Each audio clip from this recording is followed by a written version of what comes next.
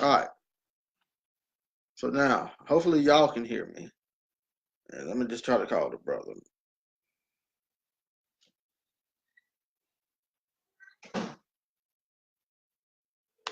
I don't know how loud my phone gonna be.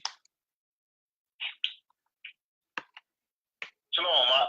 Shalom, shalom. How you doing? Yeah, man, everything good, man. How you doing? Oh man, making it, man. Just another day, man. Getting off work, coming home and seeing what the good Lord got waiting on me. Can. All right, but Yeah, I want to see. I don't know what was going on with the Facebook, but I wasn't getting no request to be added. It kept saying you weren't answering, but it was saying that I didn't have no answer from you. But I'm gonna see if this right here will work. I'm just trying to see if anybody can hear you. In fact, let me I didn't have no answer. Can you talk? But I'm gonna see if this right here will work. I'm just trying to see if anybody can hear you.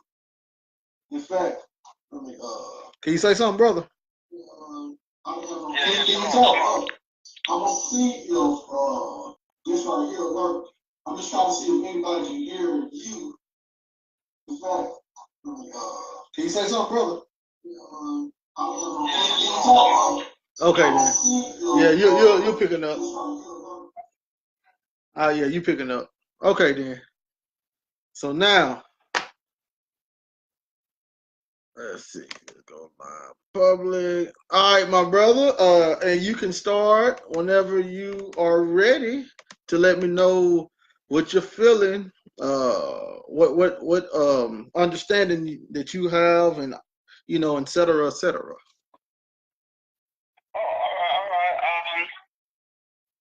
All right. First things first, I want to say, you know what?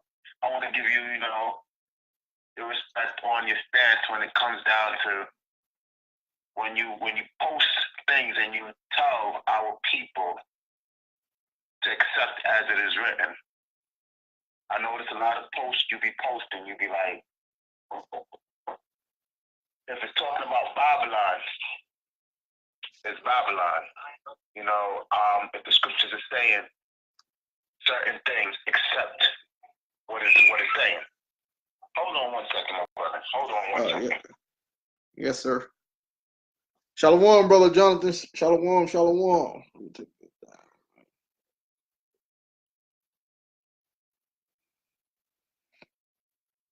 Yeah. So, I'm a person that deal with as written. I accept the text as it is written, and that's how I feel the text should be accepted. So, I just want to give you a shout out for that. We are brothers, it ain't about animosity, it ain't about hate, you know what I mean? It's about growing and trying to get a better understanding of this word. We was talking about 2 Corinthians, and I really don't need to start it off. We could just go into the verse, and we can break it down. I tell you my stance. My stance is that this chapter, that what Paul has written, is pure blasphemy. I believe it's blasphemy on the highest level. I don't think you could get any worse. I don't think you can get any worse as to go against the Most High Word or the Most High Lord, as called with the ministration of death. The instructions he's given, it goes against even the first century Messiah, who brothers may call Joshua. I apologize. This is my wife. Give me 1 second, bro. Let me just holler at my wife. But if you want to go ahead and speak, just let me know my wife, and I'll get right back. All right, and I'm just going to tell the audience I'm just going to recount just in case they didn't hear you. The brother said he thinks, from his understanding, he feels truthfully that Paul is blaspheming in 2 Corinthians, the 3rd chapter. Because, now, I'm glad that he understands that Paul is talking about the law right here. So I'm glad that we are on that understanding. Paul is letting it be known that the law, at this point of time, through the well, we can go into that in a minute, but Paul is letting it be known in 2 Corinthians 3 that the law of Moses was the ministration of death. So, the brother said he feels that that is blasphemy on Paul's part. So now, I want to finish on why he feels that this is blasphemy, but he has a call right now. So wait till we get back from the call. But I would say that I personally don't share that view, and I will say why I don't share that view in a minute.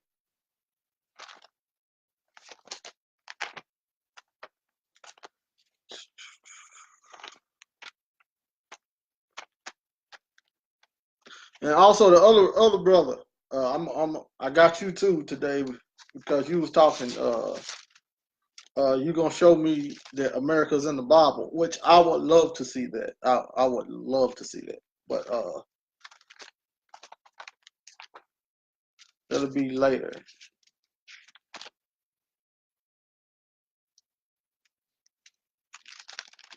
Yes, no, my apologies. My apologies. I'm back. Are you good? You good? Right. But yeah, well that's my stance. And like I said, when you go through the literature, of how it's written, and when you break it down, you know, there's no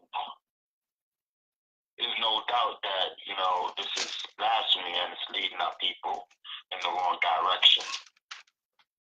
But that's where I stand on this. You know, I heard your commentary. So like I said, if you want, we could go into it verse by verse, break it down. You know, you could tell me your stance. You know, with scriptures that support your view, and then I'll go through my stance. You know, with scriptures that support my view. You know, and we could do it like that. You know, however you want to structure this. If you want to, you know, put a time limit on it, so you know, each of us get a fair amount of time to get our point across, or if you feel that we can speak on a respectful level where we won't interject or interrupt, and we can validly get our point across. Okay, well, yeah. I mean, now you can just go ahead, brother, and I say, man, instead of just breaking it down verse by verse, though, can we just give me like more overviews of all of it? Because I'm pretty sure everybody that's listening out there, including myself, we didn't pretty much know the whole thing about 2 Corinthians 3. So could you give me the parts that you feel is mainly blasphemous? The whole thing, but basically the whole thing. A lot of, but basically from 7 to 14th is the most blasphemous part. Just by him calling, my father law is the ministration of death. And the purpose of the law was not for death. Women was not made for death. The law did not kill our people. You know what I mean? So when he says the administration of death, this is Paul creating a doctrine of his own. The law was a government. So just by him being bold-faced, and as he said in the same passage, he speaks with cleanness of speech. So he's letting you know, I'm not speaking in mystery. I'm not trying to come subtle. I'm coming direct. This is what it is. And I feel that's a plain out disrespect. And, you could have been put to death, if it was Israel rule, if it was a Roman occupation at that time, he would have definitely been put to death for saying some blasphemous stuff like that, Like what I said, who was Paul to even make a comment like that and to go into disrespecting the Lord the way he did it?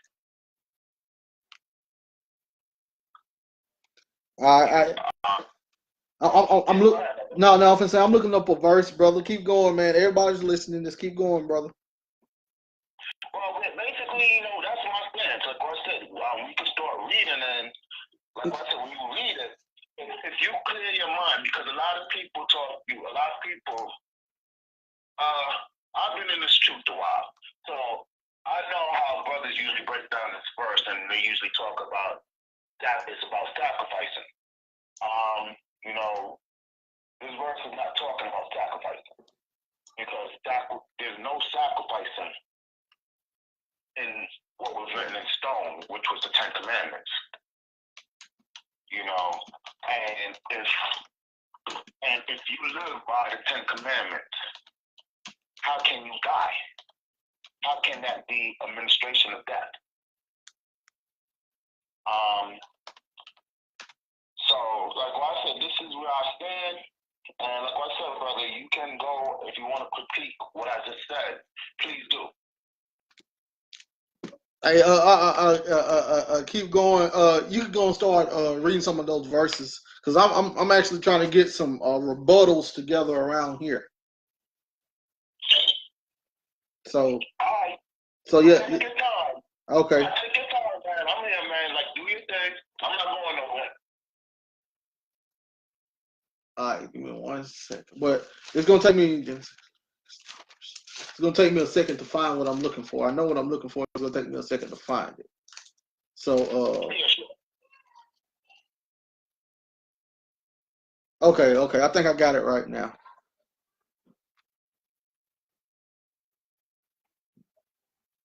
All right, so here I got it right now. Okay, so I want to go back to 2 Corinthians 3. Okay, now I want to prove. Which verse you said go to? Okay, then I'm gonna go to 2 Corinthians 3 and 7. Well, I want to start at 6 and 7, and I'm going to prove how the law under the Mosaic covenant was the administration of death.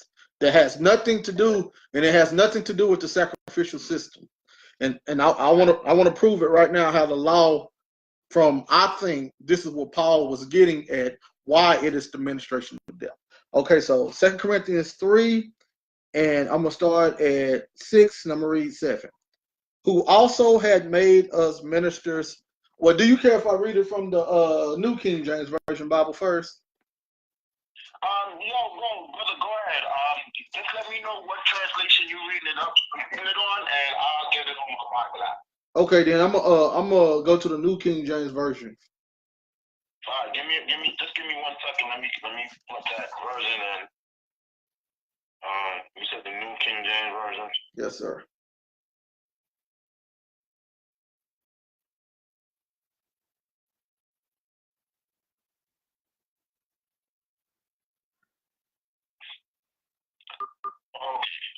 All right, so now this is where I feel that Paul got it from. Okay, 2 Corinthians 3, and I'm going to start with 5.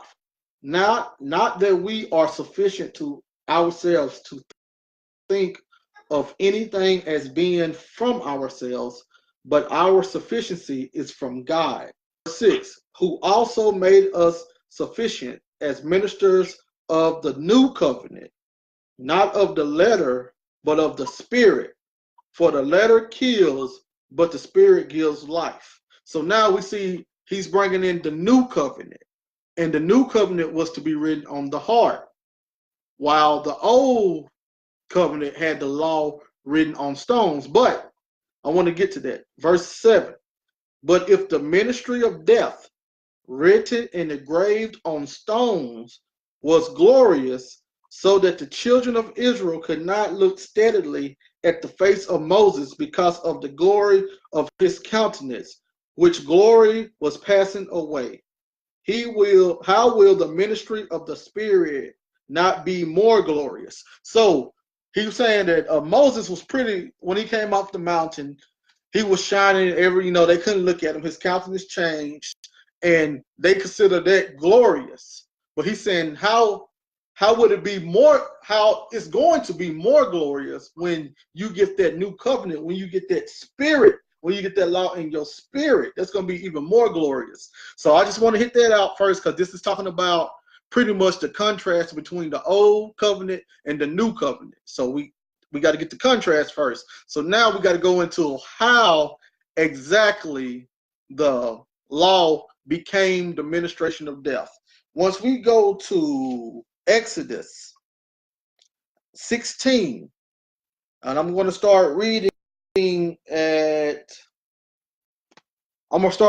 verse 1. And they had journeyed from Elim, and all the congregation of the children of Israel came into the wilderness of Sin, which is between Elim and Sinai. I'm in the King James version now. Can you hear me? Hello? Yeah. Hold on. Yeah, go ahead, brother. Okay, I'm in the King James Version Bible now. Exodus 16 and 1. And they took their journey from Elim, and all the congregation of the children of Israel came into the wilderness of Sin, which is between Elim and Sinai, on the 15th day of the second month after their departing out of the land of Egypt. Verse 2. And the whole congregation of the children of Israel murmured against Moses and Aaron in the wilderness. Verse 3. And the children of Israel said unto them, Would to God we have died in the hand of the Lord in the land of Egypt, when we sat by the flesh pots, and when we did eat bread to the full. For ye have brought us forth into the wilderness to kill the whole assembly with hunger. Verse 4. Then said the Lord unto Moses, Behold, I will rain bread from heaven for you, and the people shall go out and gather a certain rate every day, that I may prove them whether they will walk in my law or no. So the children came out of Egypt. They were complaining, and the way the Most High responded to them complaining was giving them manna, giving them the food. Now, even though they didn't even do the things that they were supposed to do with the food, what happened for them not doing it? Nothing. So now, once we go to Exodus 20, this is when, in fact, we can start at Exodus 19 and 16. It says, And it came to pass on the third day in the morning, that there were thunders and lightnings, and a thick cloud upon the mount, and the voice of the trumpet exceedingly loud, so that all people that was in the camp trembled.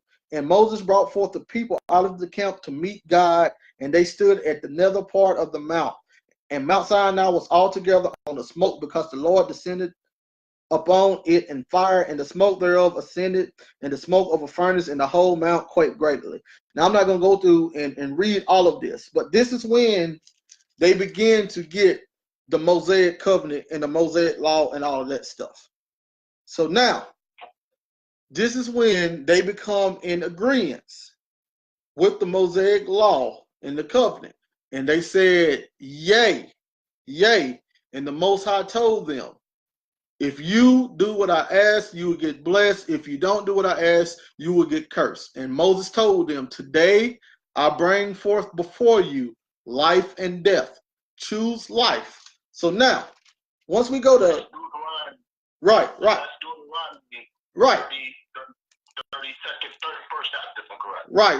All of this is about the same time. This is about the same thing going on.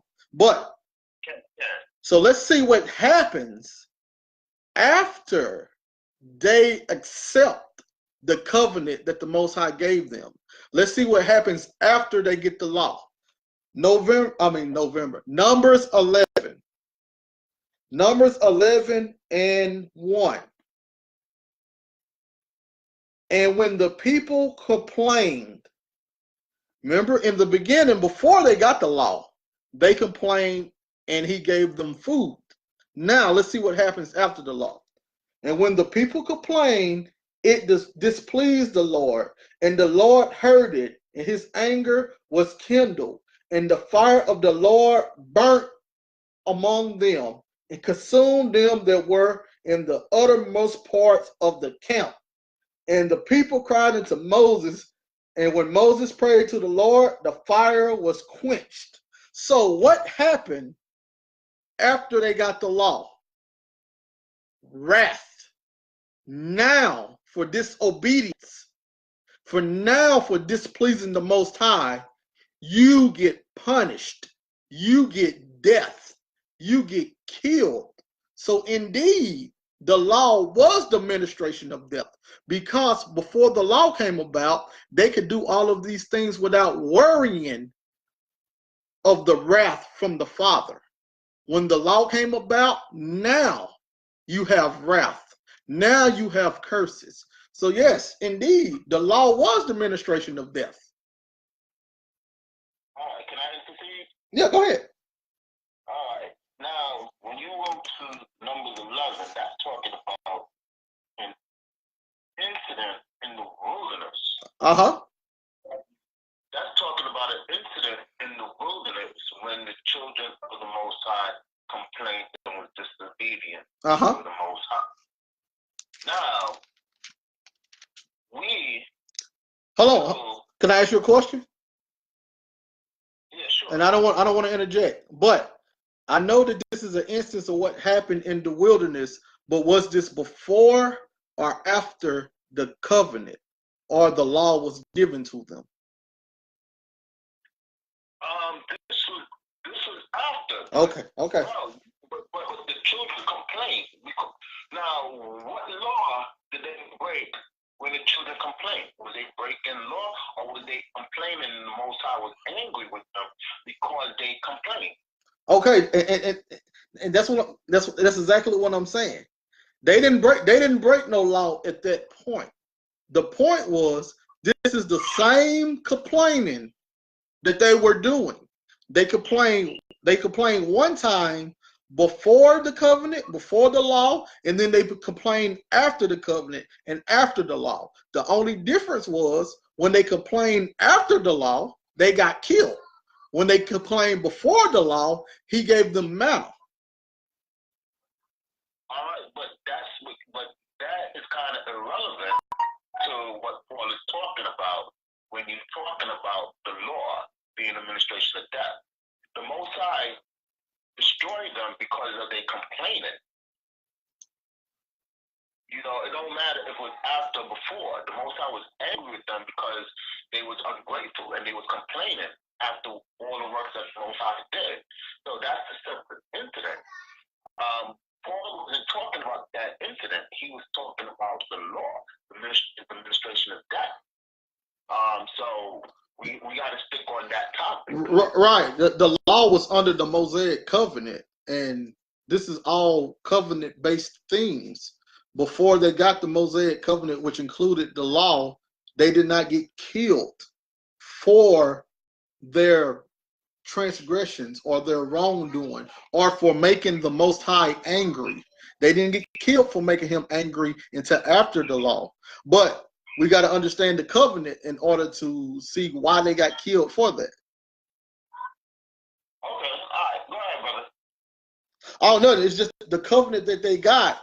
I think it's called is it a vassal? But what it is, the covenant that he tried to present for them first. No, not right now, sweetie. Go in there and play. The covenant he tried to present to them first while they was on Mount Sinai to be priests. The only thing they had to do was come to the Mount Sinai, and he made it so it was so scary they didn't want to come, so they sent Moses. So when they sent Moses, they did not do their part in order to reach that covenant dealing with the priesthood. So what he did was he had Moses go back and he made a new covenant, which was the Mosaic covenant now, and he started changing the rules. And when the rules changed, it was now you have to do something in order for me to do something. Before then, it was all on the Most High. The same thing dealing with the Abrahamic covenant.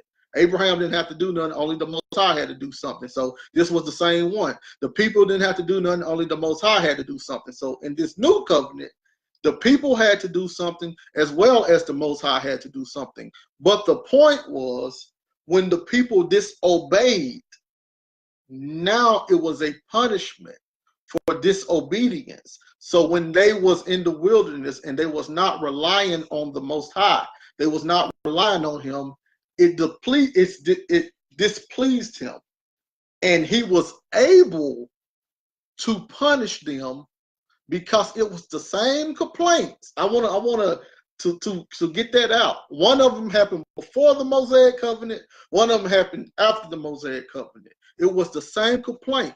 And we got to understand, Paul knew this story. Everybody knew this story. That's why the only people wanted to be in Torah was the Sadducees and the Pharisees. Everybody else was happy when Christ started talking about the new covenant. But anyway, this is the whole transition between the old and the new covenant. That's why Paul is talking about the covenant change. That's why Paul is talking about the new covenant, because he's taking it back to the old covenant. And what happened as soon as the old covenant was given, Israel was punished by death. As soon as they got that covenant, the first thing happened was they did something bad, and the Most High killed them. So that's the point. All right, but all right. I understand your comparison, but still, Israel was still given the blessings and it was still given the curse. You understand?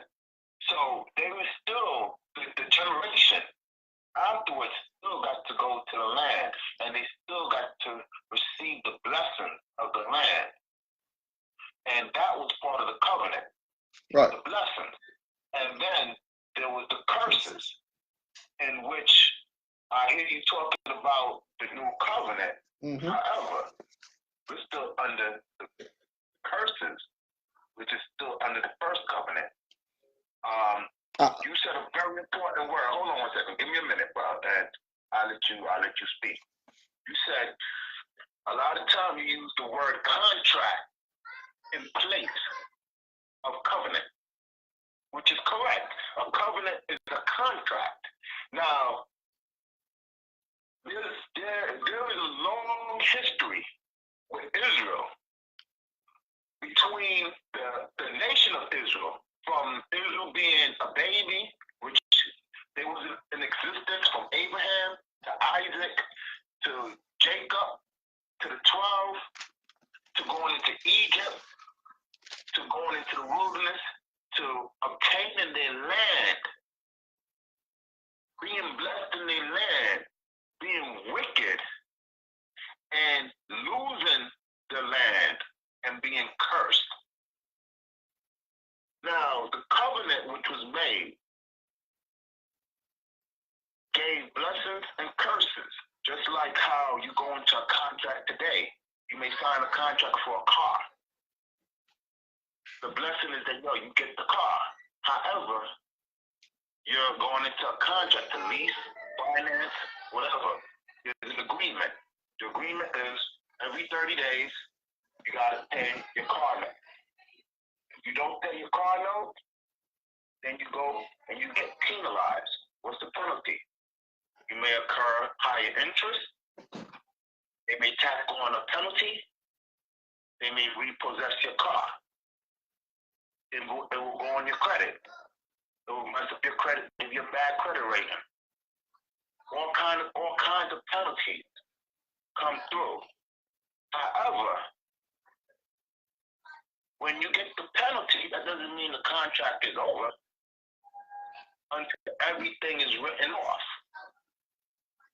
So you could be penalized. So you're still in the contract even though you're being penalized. Right now, what you're saying is we're in a contract. Right now, when you go, and I'm not going to read Deuteronomy 28 chapter. I'm sure we all are very familiar. That's the foundation of Israel, of our people today, Deuteronomy 28, because that is the one chapter we all can relate to. When we read that, we could go through the history. If we're in the islands, if we're in America, if we're in Europe, wherever we are, we can look at our ancestors and how we are today, especially if we are in the ghettos and the slums, and we can relate to the majority of those curses that is written in Deuteronomy 28:68. So my point being is that you're talking about the new covenant and the old covenant. We have to come to the realization that we are not in the new covenant if we are still being penalized and we're still suffering the penalization of the first covenant. Do you agree or disagree with that statement? Oh no, I totally disagree. We're not under any curses right now, nor was we under the curses in year 1400 or 1500 or year 1600. That won't hold up to the Bible.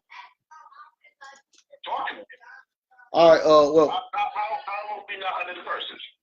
Oh, okay. That's easy. And when I say wait, don't even cut you. When I say us, I'm talking about the curse was the blessing. The curse was given to a nation of people, not individuals.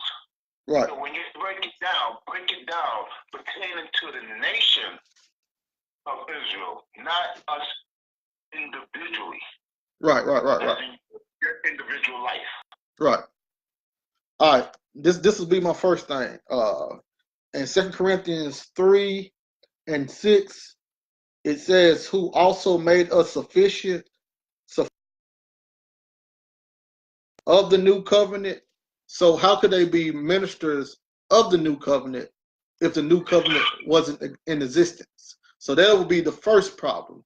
You can't be minister of something that doesn't exist. Also in Hebrews, we see Christ was the mediator of the new covenant. So how could Christ be the mediator of a new covenant if the new covenant didn't even exist? It's impossible. He's mediating nothing. Just like in 2 Corinthians, they will be administering nothing because it wouldn't exist. Now that would be the first problem. But the second problem, dealing with these curses, because I gotta touch this because our people feel that we are cursed, and the reason why we feel that is because doctrine. People read, huh? Don't mean to cut you. What I'm going to ask you to do is write that down so you don't forget it. What I need you to break down first is the new covenant. After you break down the new covenant, then go into the curses. Okay, then. Show how we are in the new covenant now, and then after that, break down how Israel right now is under the curses. All right, bet. So break down how we are in the new covenant first. Yes. All right, bet. Once you go to Luke 21 and 22, and I can start at verse 21 and 22. It says, "Then let them which are in Judea flee to the mountains, and let them which are in the midst of it depart out, and let not them that are in the countries enter thereinto." So right now it's talking about the armies coming to surround Jerusalem in 70 AD. Verse 22, "For these be the days of vengeance, that all things which are written may be fulfilled." Rewind to Jeremiah 31 and 31.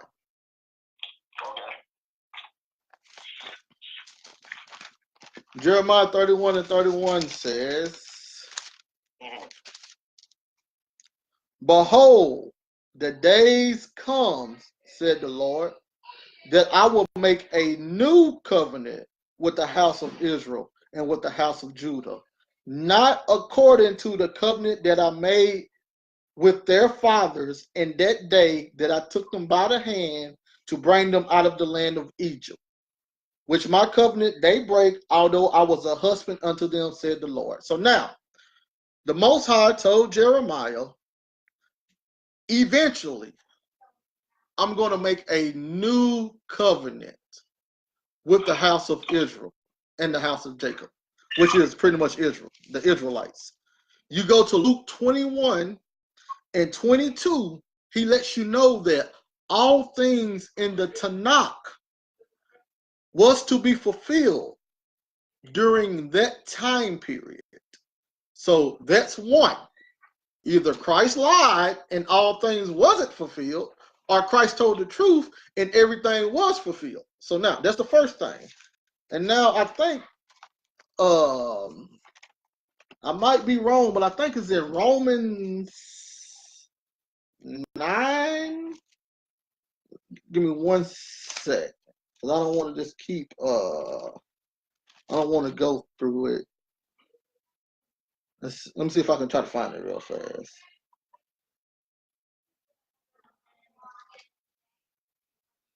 All right, once you look for that, I'm going to say this. Okay. So I understand because at the end of the day, a lot of things is what we believe in our heart. So if you believe that we are not under the curses and everything was fulfilled, I could respect your stance then. Then you're saying that everything was fulfilled in the Old Testament already. We as a nation are not partaking of the curses today. Hold on, hold on. But did I say all things were fulfilled, or did the Bible say all things were fulfilled? Well, you're saying you're quoting that you believe. Reading what Luke is saying, you're saying that Luke is telling us all things was fulfilled. So by you believing Luke's testimony, I can understand your stance then you're saying we as a nation are not under the curses of Deuteronomy 28:68. Oh, that ain't the only place I can go. There's plenty of places to go for that. But listen, I feel you, but I can understand and I can respect your stance if you feel that way. But if you honestly believe that and if you feel that way, you know what I mean? Well, then that will make sense. Now, if you had to stand to where you like, yeah, we as a nation are still suffering a lot of these curses. We've been suffering a lot of these curses for the past 2,000 years. Then I would have to say, then something is wrong. We're still under the first covenant. But if you're saying that we are not suffering none of these curses, then the time of Christ's death, we did not go through Deuteronomy 28 chapter, and that was already fulfilled by the time Christ died, then I can understand your stance. Well, no, not all of it, because if we read Luke 21 and 24, it has the everybody going into slavery in the different nations again. So that will be the end of the curses of Deuteronomy. Bro, repeat that one more time. I apologize. So you want say it again? No, can you repeat that?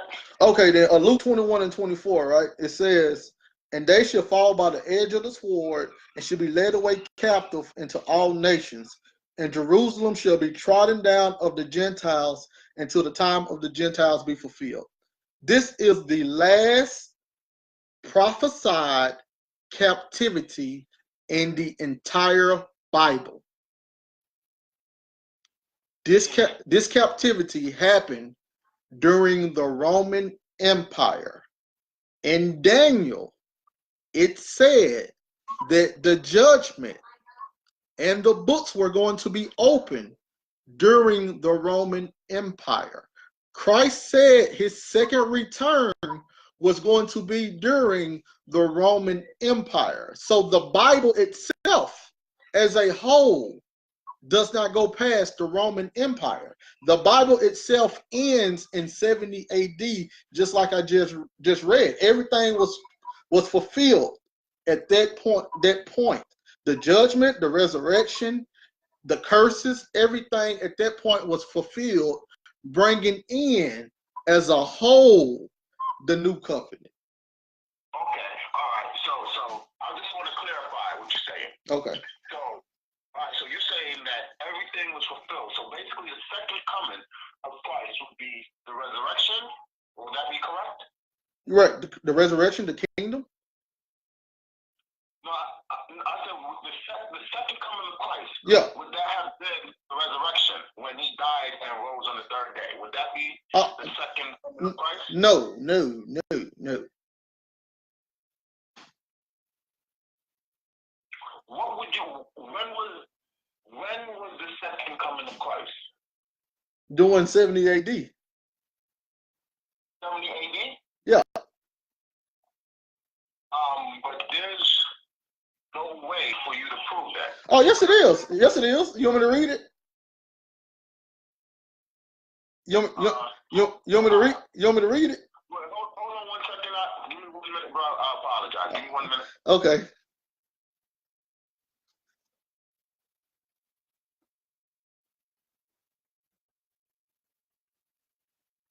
Yeah, okay.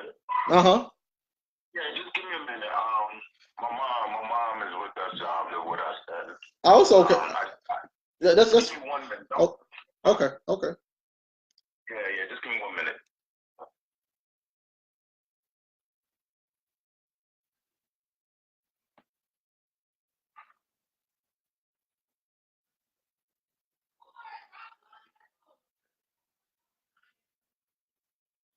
Hopefully everybody out there in Facebook land is listening in. This is just how I can prove Mosaic covenant is over with and the new covenant is here through prophecy. Because, and I'm not going to go into it, I'm going to wait till the brothers get back, but I think Christ made a quote in Revelation 19 and 10, maybe. Yep. Let me tell you what Christ made this quote in Revelation 19 and 10. Well, now Christ didn't make the quote. John made the quote, but it was about Christ. Let me tell you what he said. He said, "And I fell at his feet to worship him. And he said unto me, See thou do it not." This was the angel. "I am thy fellow servant and of thy brethren that have the testimony of Jesus. Worship God, for the testimony of Jesus is the spirit of prophecy." So, how can you bring out that spirit, that testimony of Christ? You got to go through the prophecies. And I found in our community, we don't know a lot about prophecies. If you go through the prophecies, you will understand the whole point of the entire Bible. You got to know the prophecies, you got to know the feast days, and you got to know the covenants. You do those three, you will understand the whole Bible in entirety. Once you understand the whole Bible, you realize everything you have been taught is just man-made doctrine that has no foundation in scriptures. So once we get done, it will be proven that anything about the 1400s, 1500s, 1600s have nothing to do with the Bible. That's just wicked men doing what wicked men do. These are people outside of the kingdom of heaven. These are non-covenant people doing things to non-covenant people. And let me know you. Right, I'm back, man. Okay then. Go ahead, continue what you're doing. I know you have an audience. I just want to let you know I'm back. Okay, now I'm gonna read it right now, and I want to start reading at verse 20. Then I'm gonna go down to verse 27. Then I'm gonna skip down to verse 32 in Luke 21. All right. And then I'm gonna go to Matthew, read 2 verses, and then I'll let you have the floor back. All right. So this is gonna prove when Christ came back. All right. Luke 21 and 20 says, "And when ye shall see Jerusalem compassed with armies, then know the desolation thereof." Hold on. I want to start at, I'm gonna start at Luke 21 and 6, and I'm just gonna read that one thing, then I'm gonna go to verse 20 for people to understand what Luke is talking about. So Luke 21, 5 and 6 start. "And as some spake of the temple, how it was adorned with goodly stones and gifts, he said, As for these things which ye behold, the days will come in the which there shall not be left here one stone upon another that shall not be thrown down. So they're talking about the destruction of the temple. We are in the future of this. So we know when the destruction of the temple had happened.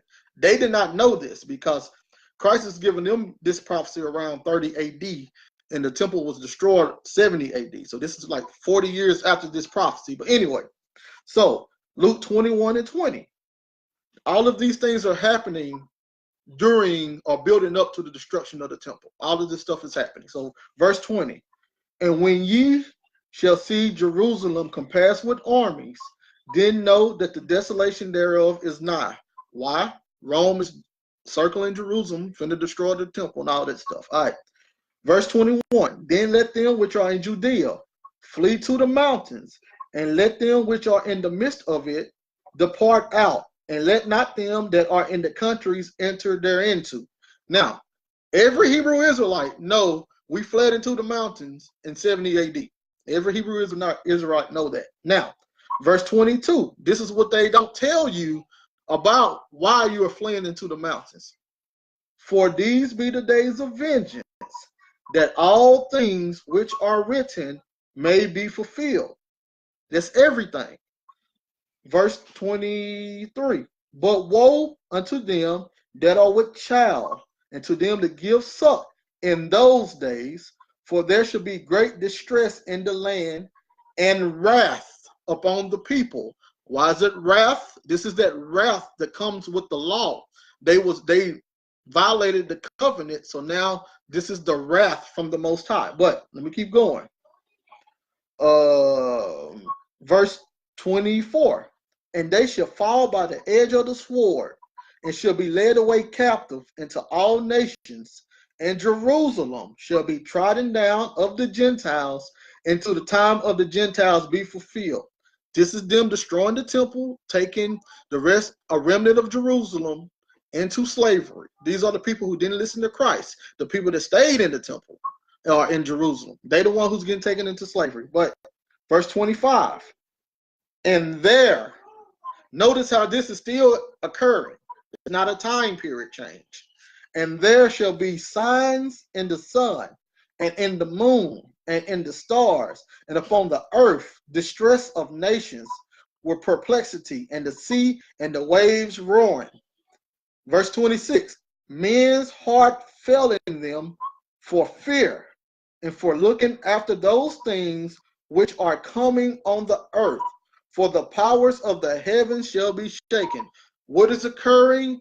Jerusalem is being destroyed. So now they are seeing the curses of Deuteronomy being played out once more before their eyes.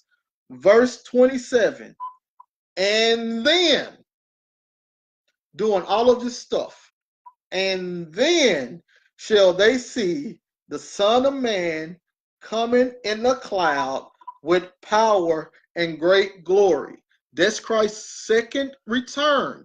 He said it was happening during the distress, which was occurring during the destruction of the temple. Then you go to verse 32. Verily I say unto you, he's talking to his disciples, this generation shall not pass away till all be fulfilled. That included his second return, the destruction of the temple, them fleeing into the mountains, the tribulation period. All of that stuff was said to have occurred to occur during the destruction of the temple. This is when Christ's second return occurred, during first century, the destruction of the temple. Now, how else could I show that? Because I just can't rely on one scripture to bring out something so important. I go to Matthew 16, 27, and 28. Matthew 16, 27, and 28. And it says, and I can keep building off of this because we can't get around what Christ is telling them. Matthew 16, 27, and 28. For the Son of Man shall come in the glory of his Father with his angels, and then he shall reward every man according to his works. That's the judgment day, when Christ come back to reward every man according to his works. Verse 28, verily I say unto you, once again, who is he talking to? You go to verse 24, you see he's talking to the disciples. So now, verily I say unto you, disciples, there be some standing here which shall not taste of death till they see the Son of Man coming in his kingdom. That's the second return. He told them on two different instances his second return was going to be during their generation, which goes hand in hand with Daniel chapter 7, when he says judgment day occurs during the fourth beast. Christ lived during the fourth beast. Christ said his second return was going to be during the fourth beast. So Christ's second return has occurred according to the scriptures. So it's impossible to be in the Mosaic covenant. Impossible. We can only be in the new covenant. It's impossible to be under any curses, because those curses was a Mosaic themed curse. We are not in his covenant. We are not under his curses. We are under Christ. Christ has no curses. The new covenant has no curses.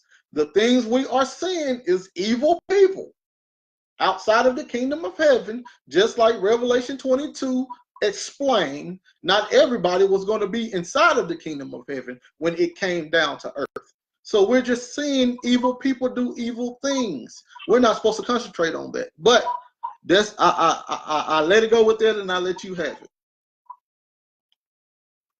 You said a mouthful again, bro. All right, I can understand your logic from your understanding of the scriptures. Now, you said that Christ came again. So basically, this is kind of a new doctrine I'm hearing today, man. Well, I know, because our people don't teach the Bible. We teach fantasy. I could rock with that, bro. What camp were you a part of, if you don't mind me asking? Oh, no, sir. I'm not a part of no camp at all, man. I used to be a part of the camp until I came across this information. And then I took it to my elder, and he did not like it. But he couldn't defeat it. The only way he could do is say, well, that don't mean that, and that might mean something else. But it's plain English, and I'm not going to fight with Christ's words because it makes me feel uneasy. I'm not going to do that. I'm going to believe Christ. If Christ said he was going to return that generation, I'm going to say he returned that generation. But I'm not with a camp, man, but I am with a group, man. It's me, Mr. William Bell. We got Sister Antonia. We got my wife. We got a brother named Kenneth. We got a brother named Matthew, a brother named Ben. So it's like 9 of us, 10 of us, Brother Lee, Miss Barbara. So it's about 10 of us right now, man. But we study scriptures, brother. We study scriptures. Hey, listen, man, that's a blessing. I heard Brother Bell debate a couple of times, and talk. I think he put the debate polite, or it wasn't polite. Captain Tazariard. Captain Tazariard, yeah, I seen that debate. You know what that debate did, brother? And let me tell you my testimony, because I was with my my camp, and can we just talk without the Bible real fast? Can me and you just talk real fast? Yeah. All right, all right, let me talk. All right, well, let me talk real fast then. All right, so check this out. If Daniel is supposed to be about the end time, if Isaiah is supposed to be about the end time, If Jeremiah is supposed to be about the end time, if Matthew was supposed to be about the end time, if Revelation is supposed to be about the end time, that means they all should have information in it that goes together. So I put all the information that went together because I always love prophecy, and I took it to my elder, and he said, no, but I came, all praises to the Most High, I came across Captain Tazariot and Mr. William Bell's debate. I watched it 5 times with my Bible open, and I said, ain't no way in the world what Mr. Bell is saying is incorrect. Everything is found in the Bible. All I had to do was take out America. Once I took out America, the whole Bible made sense. All right. I'm gonna give you a revelation of myself now, and we're gonna go back to this. Okay. I was a part of LOZ. I don't know if you ever heard of that. I go back to the truth years, man. I was in the truth 24. I'm in this truth like 25 years now, man. I was part of HOD House of David back in Harlem. Yeah, I heard of House of David. Yes, sir. I was part of that group when right after the first split from One West, man. That's when Nathaniel he had down to his ass, like Norman Pretty here. You know, yeah. a lot of these elders I know personally. You know what I mean? Like I said, I haven't seen them in years, but like I said, that's how long I went back. But life happens. A lot of politics with the camps back then. Dropped it on my own. Right now I'm in Florida, and a couple of years ago, I made about 5-6 years ago, I linked up with some brothers, LOZ, Light of Zion. Some good brothers, man. I said I have nothing but love for those brothers, but I was part of the camp, and then I linked back up with my original elder. Like, we're the same age, but I have to call him an elder because this brother, he went around the world to study this truth. That's how serious this brother is. Like, he actually had to go back and he actually went to landmarks. Okay. To get this truth in him. And the brother revealed a lot to me. And he's a brother, he deals with the New Testament. I would say he deals with 20% of the New Testament, but deal with the law. But basically, there's one scripture in Hebrews. I'm sure you're familiar with it. It said when you're ready to be a schoolmaster, you have to go back to the oracles of the scripture, which is the law. And the one thing he taught me was to read the Torah, and I had to read the Torah or read the law again. And once I did the law again, it gave me a whole new understanding. It showed me a lot. But when I went to my elders with the same chapter you pulled out, Jeremiah 31 and 31, you read that passage, but you didn't read it in its entirety. When you read that passage in its entirety, which I went to the elders of LOD with,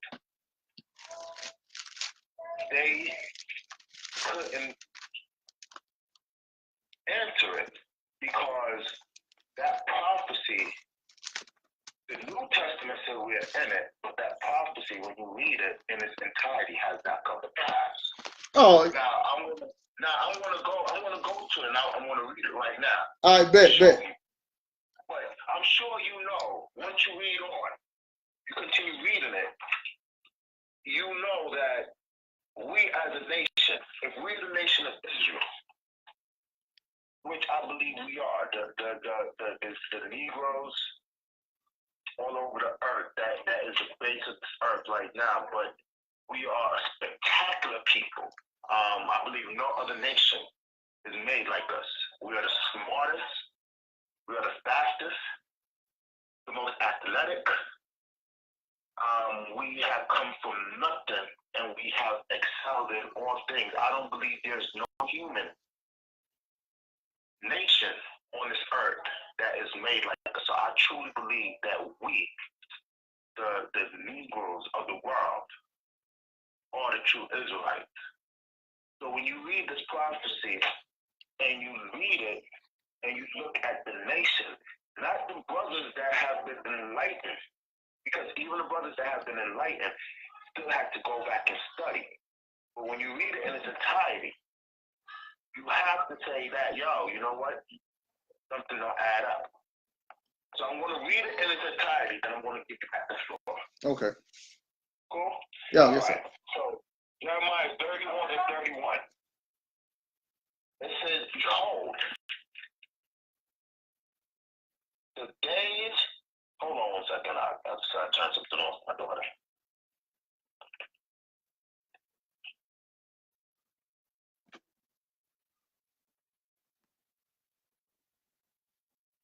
Okay. All right. It says, behold, the days come, saith the Lord, that I will make a new covenant with the house of Israel and with the house of Judah, not according to the covenant that I made with their fathers in the day that I took them by the hand to bring them out of the land of Egypt, which my covenant they break, although I was a husband unto them, saith the Lord. Now you didn't read this part, 33. And it's still with a but. Let me know that the prophecy continues. And it says, but this shall be the covenant that I will make with the house of Israel. After those days, saith the Lord, I will put my law in their inward parts and write it in their hearts, and will be their God, and they shall be my people.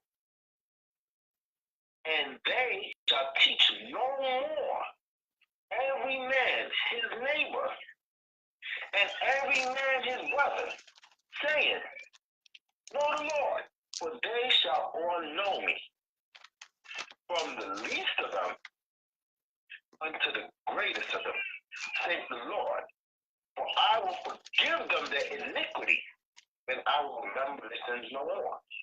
Now, I'm going to give you the floor right now, but that new covenant has not come to pass yet, simply because the laws are not in our heart. You have a selected few of the nation of us that was blessed to be awakened, and we could study the law, but it was not written in our heart. Right now, we are having a conversation about the Most High.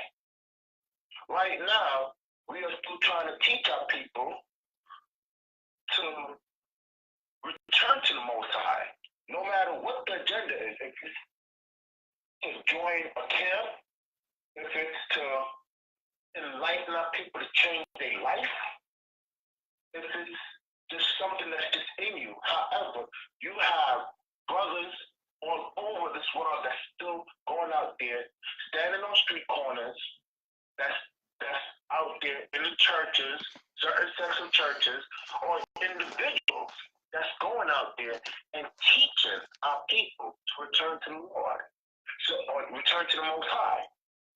So when you look at this prophecy, this prophecy of us being in the new covenant isn't complete. It has not happened. You can have the floor, brother. All right. First, that whole write the laws in our heart. All right. Now I want to go first before I touch that know the Lord. I want to go first to Romans 2 and 14.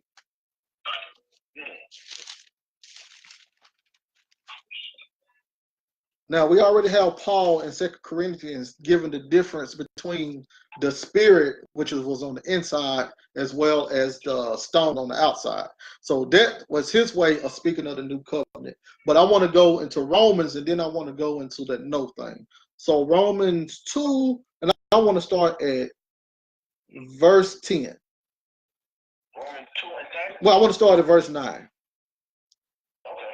Tribulation and anguish upon every soul of man that doeth evil, of the Jew first and also of the Gentile. Verse 10, but glory, honor, and peace to every man that worketh good, to the Jew first and also to the Gentile. For there is no respect of persons with God. For as many as have sinned without law shall also perish without law. And as many as have sinned in the law shall be judged by the law. For not the hearers of the law are just before God, but the doers of the law shall be justified. For when the Gentiles, which have not the law, do by nature the things contained in the law, having not the law, are a law unto themselves, which show the work of the law written in their hearts, their conscience also bearing witness, and their thoughts the meanwhile accusing or else excusing one another. So the Gentiles was already displaying symptoms of the new covenant, and they weren't even the, Hold on. Don't mean to cut you. go ahead. What do you call the new covenant? Is it the new covenant or is it the law? So what now? The Gentiles. They was doing what? The new covenant or the law? Right, they were showing signs of the new covenant by doing things pertaining to the law. Okay, break that down now. So let me understand that. Okay, then, all right. You have something called the moral laws. The moral laws exceed the Mosaic covenant. The moral laws always have been around since Genesis. So the Gentiles never had none of these laws, none of this stuff. But they, by their conscience, were able to do righteous things without having to sit down and learn these laws, including some of the things in the Mosaic covenant. So they did not have to have any teachers on how to be righteous. But they still was able to display righteous behavior without even having a law, because it was already on their hearts. And that was the point. Didn't he say, I'm going to write the law on their hearts? But I think one thing we got to realize is this is not the law of Moses that he's writing on their hearts. We gotta that's one thing to get down, because he specifically says that this covenant will be nothing, not according, nothing like that of Moses. So once you go to the old covenant of Moses, which is Deuteronomy 29, and I'm just showing you something real fast. Deuteronomy 29 and, well, Deuteronomy 28 is the blessing and the curses and all that stuff. And this happened after he gives them the law, right? Then he gives them the blessing and curses for breaking the law. So once you go to Deuteronomy 29, it says, these are the words of the covenant which the Lord commanded Moses to make with the children of Israel in the land of Moab, besides the covenant which he made with them in Horeb. So the covenant is not going to be nothing like that. So let me ask you one question. So what do the Gentiles have to do with this? Oh, well, I was showing you that the Gentiles was already displaying things of the new covenant, because the Gentiles has a part of the new covenant also. It's not just the. Yeah, but it doesn't say that. Does the Bible say that? When you go to Jeremiah 31 and 31, it doesn't say that. Right, but why did he have to make a new covenant with the house of Judah and the house of Israel? Why did he have to make a new covenant? Yeah, with his chosen people. Well, that was already ordained when we go to Deuteronomy 30th chapter. He tells you. So he tells you practically in Deuteronomy 30th chapter the blessings and curses, and then he practically tells you. Let me go to that first, because you've been bringing out so many scriptures. I feel left out here. So let me bring out my one little scripture for you, bro. When you go to Deuteronomy 30, it precepts Jeremiah 31 and 31. And I want to start from the beginning to show you that. It says, and it shall come to pass, when all these things are come upon thee, the blessings and the curse, which I set before thee, and thou shalt call them to mind among the nations, whether the Lord thy God hath given thee, and shalt return unto the Lord thy God, and shalt obey his voice according to all that I command thee this day, thou and thy children, and all thy heart, with all thy heart and with all thy soul, that then the Lord thy God will turn thy captivity and have compassion upon thee, and will return and gather thee from all nations, whether the Lord thy God hath scattered thee. If any of thine be driven out unto the outermost part of heaven, from thence will the Lord thy God gather thee, and from thence will he fetch thee, and the Lord thy God will bring thee into the land which thy fathers possessed, and thou shalt possess it, and he will do thee good, and multiply thee above thy fathers, and the Lord thy God will circumcise thy heart, and the heart of thy seed, to love the Lord thy God with all thy heart, and with all thy soul, that thou mayest live. So you see how that corresponds with the new covenant, that after these curses, and after we go through this tribulation and we return to our homeland, that he's going to circumcise our heart, and that he's going to, and our children's heart. You see how that correlate with each other?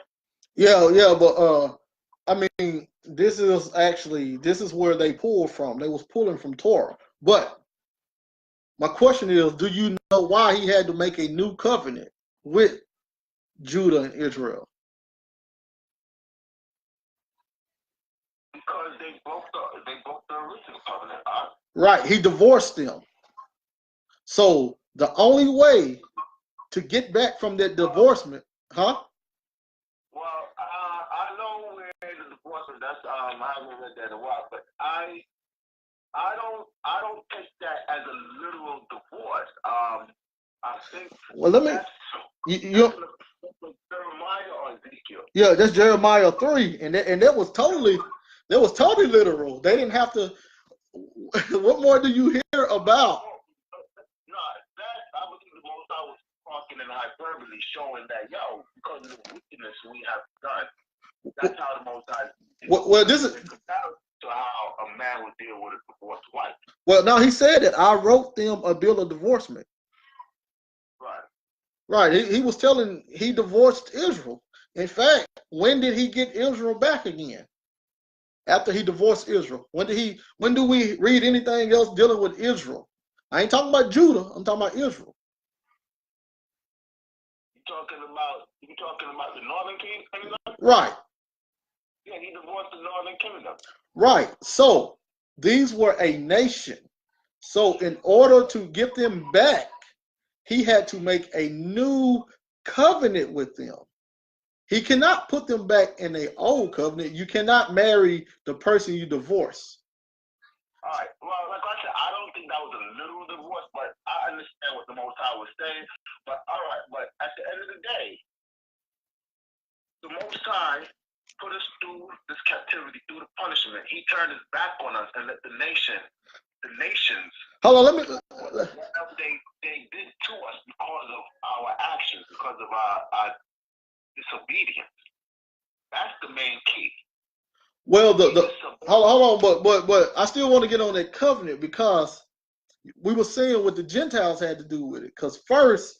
Because the Most High was actually using the Gentiles as a ministering stone to what the Jews were going to do, because the Gentiles was the first ones that was saved, what, by faith, or was they saved through faith? I can't remember which one it was. But nah. You see. First things first. With the Gentiles, all nations. There's universal law, bro. As in, the nations that was here, that precedes or was here before Israel had laws, right? Our law was a government. We did not get the law when we was under Egypt, under Kemet and Kemetic law, or the law of Ma'at. When the Most High gave us the law was when we was a free people. Egypt already had laws, right? All nations had government, had laws. All nations had universal law, which all nations know right from wrong. But what is that? What does that got to do with what we're talking about? No, because bro, when you go and you say that the nations was doing the law, it came natural to them to do certain things. That's Paul and his foolishness. As in that all civilizations had laws. Well, I can't. All nations know what's right from wrong for universal law. You don't have to be. Well, you don't have to know the Mosaic law to know that you're not supposed to go and murder. Well, you're not supposed to go and steal. I can't discredit Paul because the disciples vouched for him. What? The disciples vouched for Paul. Yeah, the disciples could have vouched for Paul. Yeah, in fact, they say he. But they wasn't walking side to side with Paul. They had major discussions. But they said he went. They said he. Was about to go into it many times. But they were saying right. Well, that's because Paul again. So of course, there's going to be a little hostility there. But they was letting it be known that Paul is not teaching nothing different from what they was teaching. This was. It's absolutely different. The book of James. If you read into the book of James is talking about Paul. That book of James was made for Paul.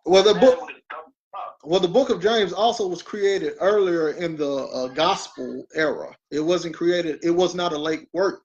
Therefore, it was a new thing to all of them what was going on first. They did not even understand the transition into the new covenant until later on throughout the gospel. So we just can't look at James and say we got to look at the time period when James was writing. We got to understand that James was writing this letter during the beginning, not the end. But can I also hit that that new covenant about them knowing them saying that we would know the Lord? Yeah, it's locked, bro. Hold on one second, bro. Okay. Yeah, right. All right. I want to talk about that. Know the Lord. Also, we would not teach our brothers to say know the Lord, because the Most High said some very important words in there that people overlook. So first, I want to go to, I think it's Luke 1:24. I think. Let me get there. Okay. Luke 1 and no, it's not 24. Luke 1 and give me 1 second.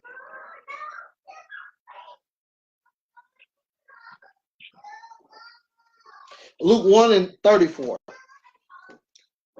It says, then said Mary unto the angel, how shall this be, seeing I know not a man? Now, once you do word study, the word study, you find out that that no is the same Hebrew word. That Greek word for no right there is the same Hebrew word in meaning. So at this point, Mary was talking about things dealing with a sexual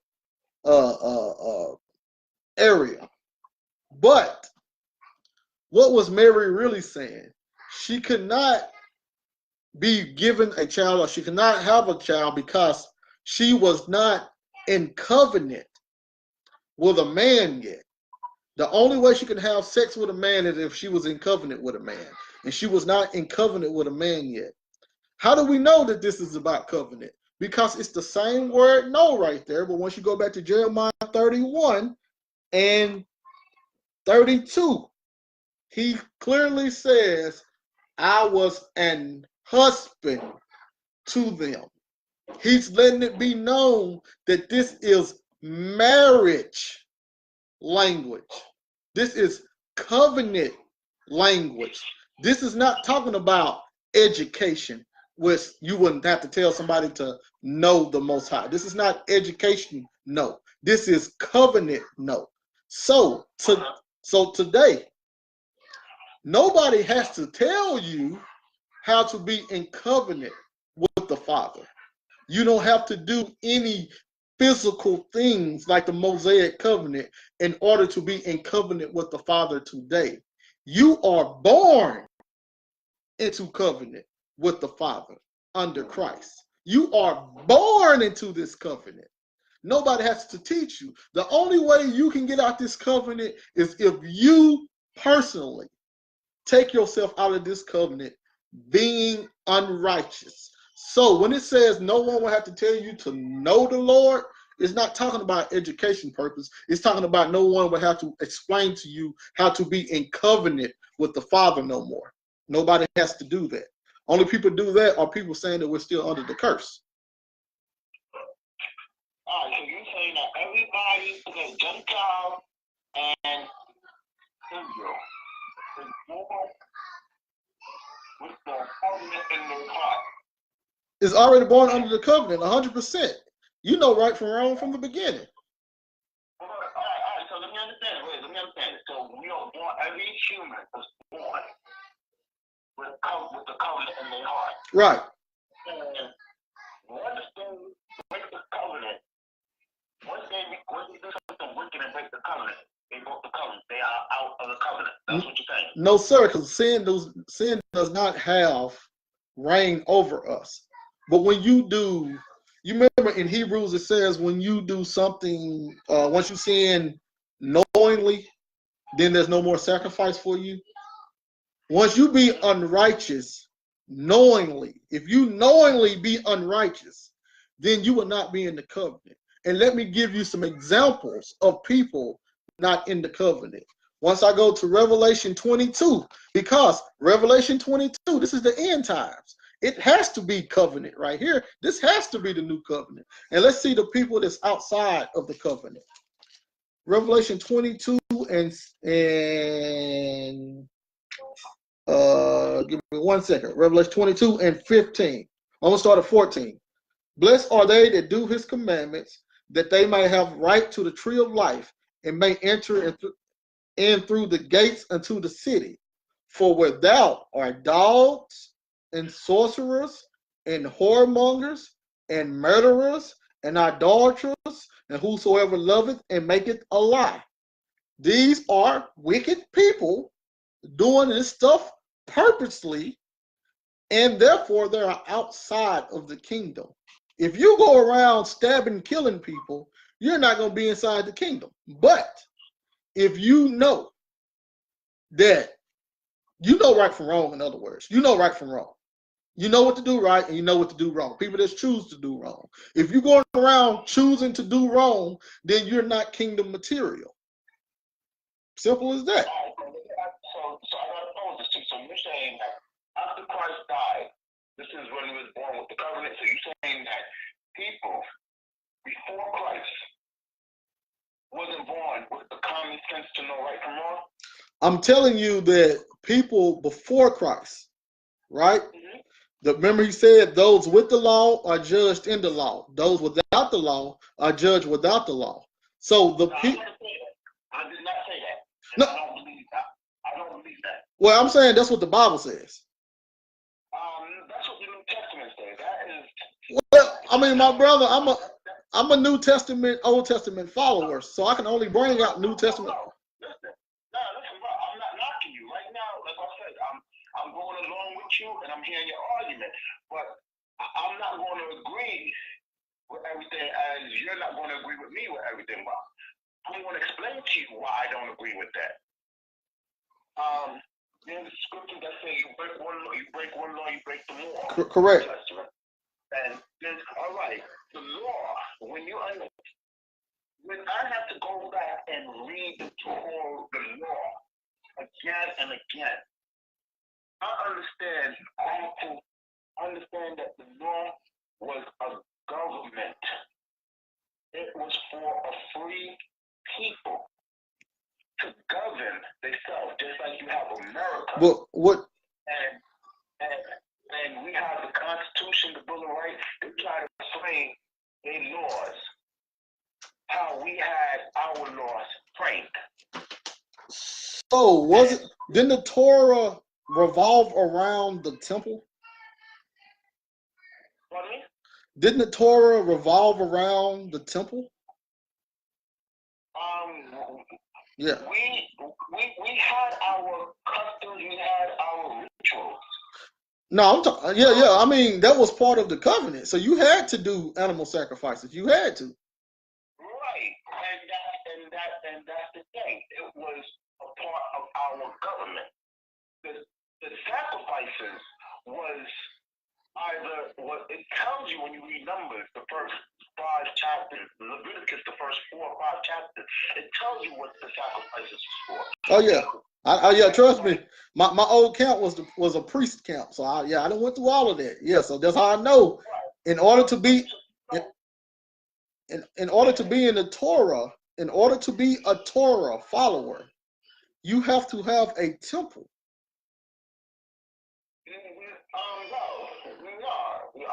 As in, you have to understand, and let me explain myself and my position so you understand where I'm coming from.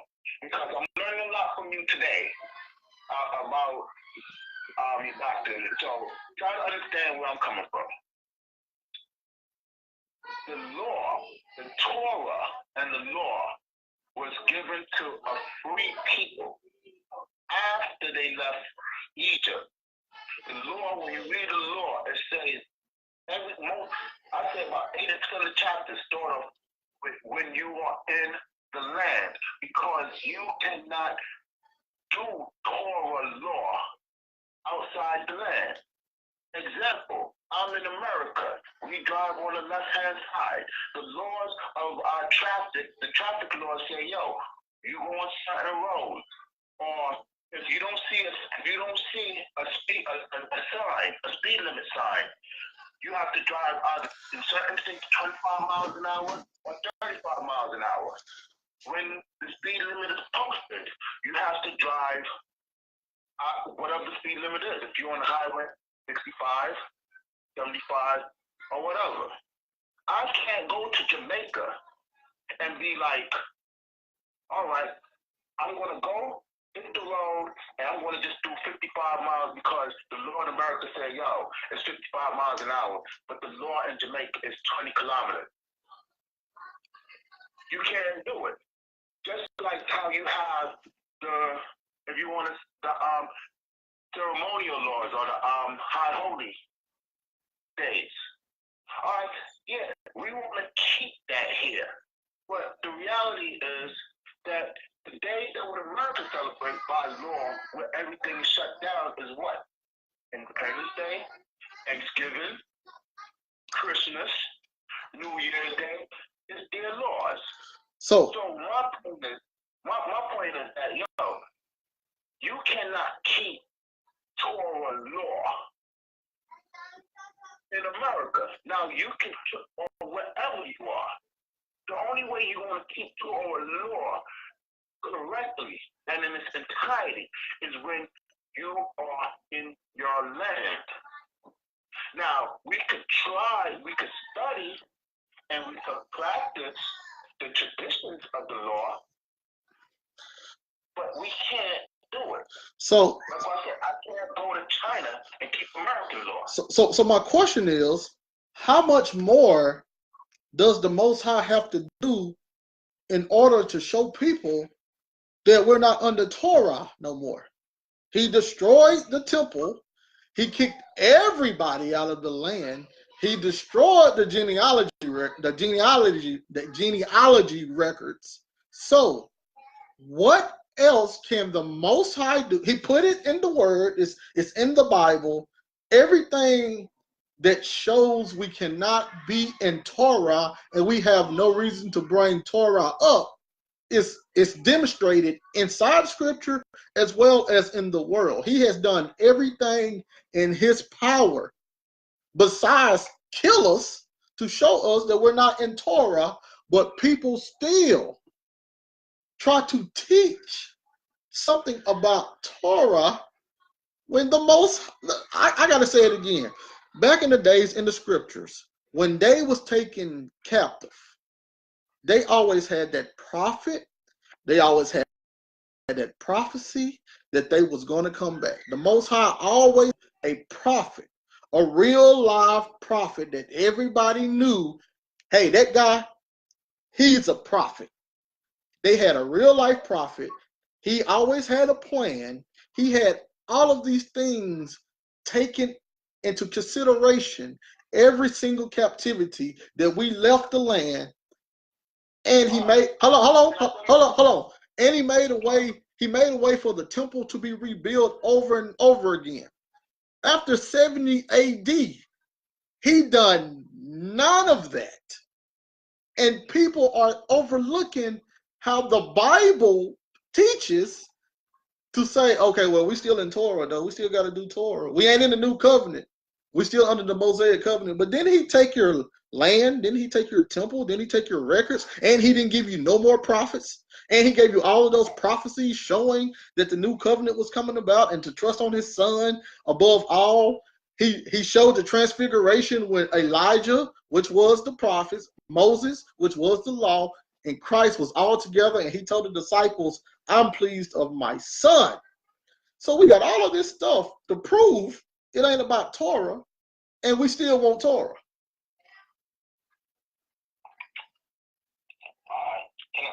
Yeah, go ahead. Let me show this stuff. Now, when we was the prophets, when you read up on the prophets, the prophets came to Israel when we was brought out of,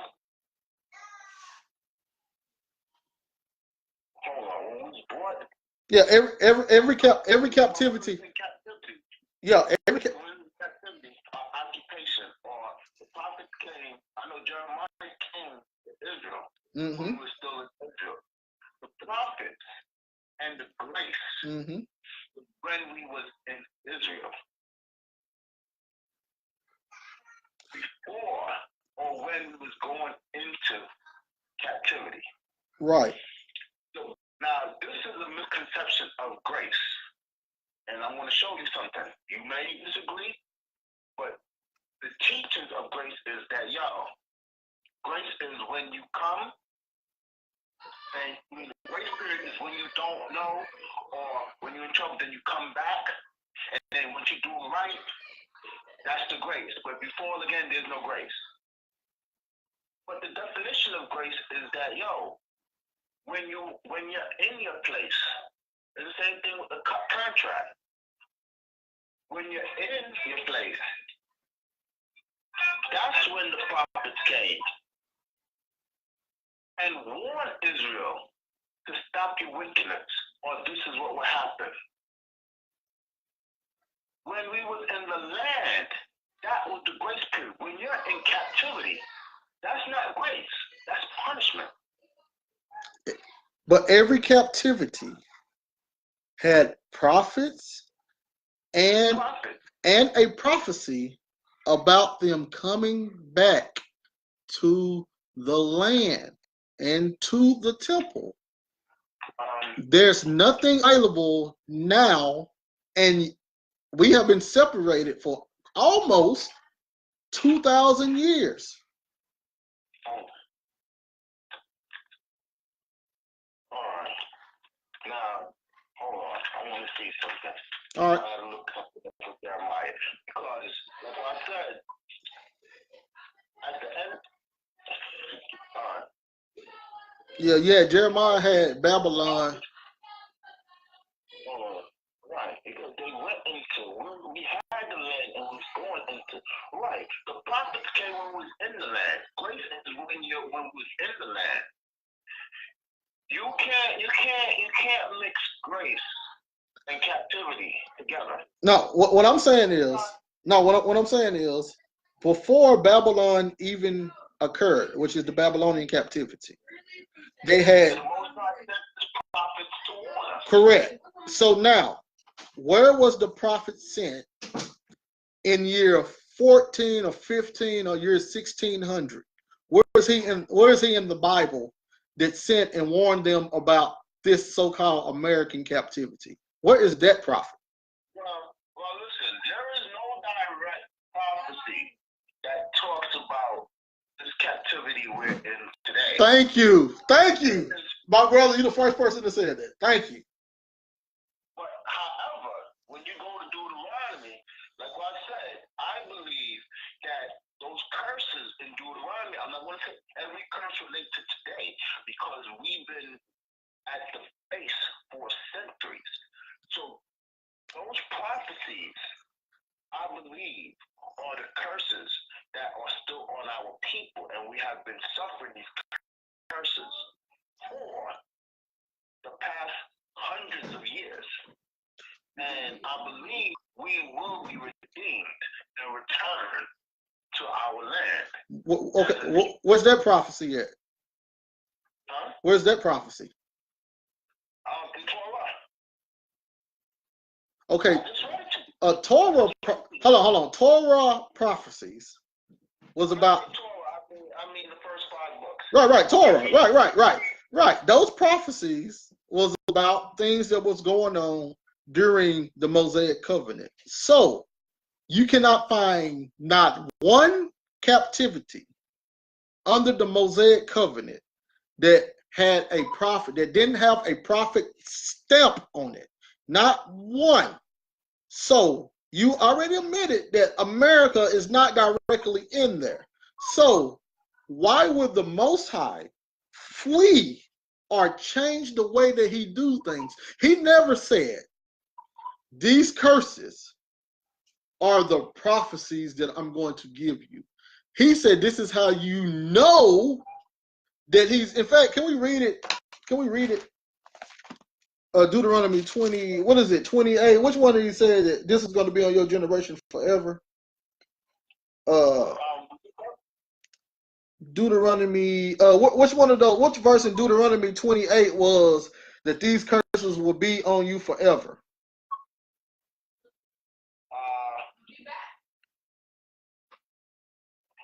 Let me see here. Let me see what I find that one. Right. But they never, throughout the whole Bible, they never looked at curses for captivities. The Most High sent prophets to let them know this person is coming, that person is coming, that person is coming. He never said, look at the curses, and those curses will let you know that somebody has came already. He never said that. So but I'm not saying, as in, you're talking about looking for a prophet to come and tell us that these are the curses? No, what I'm saying is we can't look at curses as the main way to tell a prophecy. That's not what they did in the Bible. So we can't do that. The Most High chose his prophets to tell them, hey, Babylon is coming. Hey, Babylon is going to get sacked by Persia. Hey, you have another beast, a third beast coming. This is Greece. you have a fourth beast coming that's wickeder and worse than all of them. It didn't ever go past the fourth beast. So now, go ahead. Well, that same chapter I just read to you, Deuteronomy 30. This is what it says. It says 30 and 1. I'm going to read.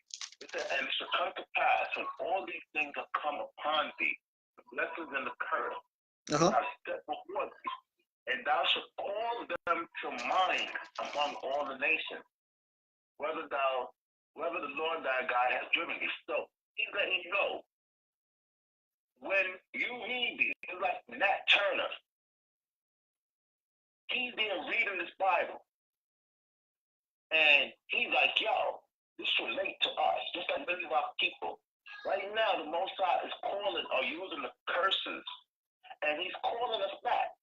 How do you think we have the knowledge? See, once again, hello. See, once again, chapter 30. When you read chapter 30, like you just did, they're calling the cursing and blessing into remembrance to understand that covenant with Moses, which they erred from. That's the whole point of the songs of Moses. But my question is still going to be the same. Even with the words you just read, the Most High always 100% sent prophets to warn when enemies was coming. If you can, when we was in Egypt, we wasn't under the Mosaic covenant in Egypt. But we was under captivity as a nation. Okay, but we was not. We're talking to see, and that's the thing. We're talking about covenants now. All right, but at the end of the day, these curses, you don't have to agree with these curses that has caused us, has come back to mind. You could disagree, but especially with Israelites and brothers that are not Israelites, or that don't believe in the doctrine, I should say. These curses is what has come back to mind when we read this. These are one of the things. But what's coming to your mind once you read the curses? What's coming to your mind? When I read curses, that we are the chosen people, that we are God's people, and we need to return and live righteous and live righteously, and teach our children to live righteously.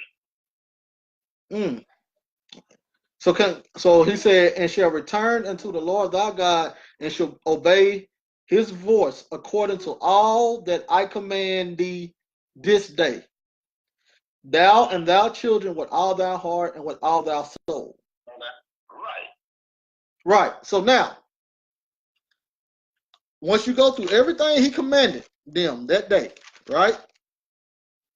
He commanded them a lot that day, right? He commanded what? He commanded them a lot that day.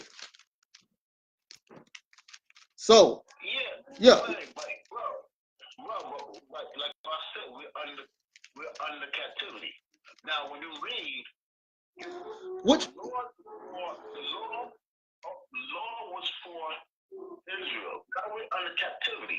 Now, once you read Leviticus 26, once you read Deuteronomy 30. Right, this is the Mosaic covenant.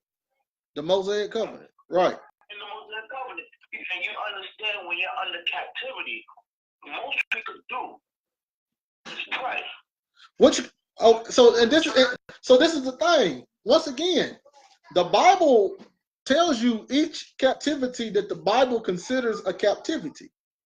So how are we making captivities up? How are we making captivities up? The Bible let it be known that Rome was going to be the last captivity, period. The Bible said during the destruction of the temple, all things will be fulfilled, period. So you have to go out of the foundations of the Bible, and then you have to go to a different method of trying to identify who you are using a covenant not even created for you. Well, see, see, when you add the New Testament to it, then you go and you say, yo, you know what? That was last captivity. Well, I can go. In fact, so when you're under that mind frame, no, then no, sir. Under that mind frame, I can show. I can show you though. I can show you in the. No. And yo, I read it with you. No. I'm not talking about the New Testament. I can show you in the Tanakh where it says the same exact thing. That wrong? You're talking about Daniel's. That's the Tanakh. All right, yeah, that's Tanakh. Well, I'm talking about Torah, the books of Moses. I'm talking about the law. Like I said, you have prophecies, and one thing with me, I don't like to go into prophecies like that because that's open to interpretation. Well, and I've seen too many people debate over interpretation, and I don't knock that, but that's why I deal more with the Tanakh, because when you deal with Daniel's, you can say this. I could go into a whole completely. I've been in this so long. I could go into different breakdowns. I don't want to go there. Can I? Let's see. Can I tell you something that the Tanakh say? Deuteronomy. Deuteronomy 31 and says, 31 and 29 says, "For I know that after my death," this is Moses, "ye will utterly corrupt yourselves and turn aside from the way which I have commanded you, and evil will befall you in the latter days, because ye will do evil in the sight of the Lord to provoke him to anger through the works of your hand." And Moses spake this in the ears of all of the congregation of Israel, and the words of this song, they were ended. So now, it was told that evil was going to befall. It was going to befall Israel in the latter days. So now you have to go, and then the evils is actually found in the curses. You actually got to go through. We just use the Torah. You got to go through and find Israel received this evil as a whole. And you can't do it without the Tanakh. Well, that shows, bro, I can't do it without the Tanakh. Because even today, as a whole, our nation as a whole is still receiving evils. Well, you can't. We don't even have a land to call our own. Which that's what the Tanakh did and what Torah said. You can't find America in the Torah.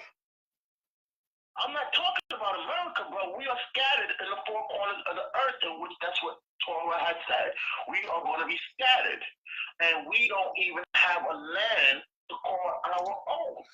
We are a lost people. We are the face of the earth. All nations treat us like crap. And this is why. This is why the Most High did what he did in order to. Torah was not created to be that righteous thing to get you to him.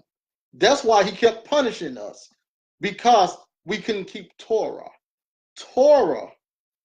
And when you only have one part of the Bible that existed 4,000, 5,000 years ago, and we are in the Western world trying to live by an Eastern custom, and we don't have no type of way to do the Torah, and we still teach it, we got to do the Torah. We are actually going against what the Most High is bringing for us. Now, how can... So what is the Most High bringing to us? What is the new covenant? You need to break that down. As in, what is the new covenant, and how is that applied to us, and how are we living that out today? The new covenant is Christ. Accessibility to the Father through the Son. The new covenant is an everlasting unionship with the Father. The new covenant is no more wrath. Period. There's no more what? Wrath. No more wrath as a nation. Our nation will no longer be destroyed because we are unrighteous. We have a mediator now. But if you're not in the new covenant, then we're saying we're in the Mosaic covenant. But this is the curse. If you don't do the Mosaic covenant, you will always stay cursed. Then the Most High put you in a different land, took away your temple, made sure you couldn't sacrifice, made sure you couldn't atone for your sins, which means you will always be in the negatives according to the Mosaic covenant, and there's no way to get right at all. We have no way to atone for any sin. We have no way. What do you mean to atone? Like you losing me, bro. Leviticus, atone. The priest went in and atoned for the sins of the nation. We don't have that no more. That's over with. No more. We're just full of sin. No atonement. No feast days. No Thanksgiving offerings.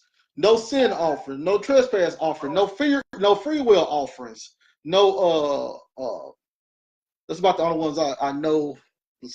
I know it's another one, but none of those offerings for the services of the Most High, we can never be right in His eyes, because the only way we was wrong in His eyes was going against the law.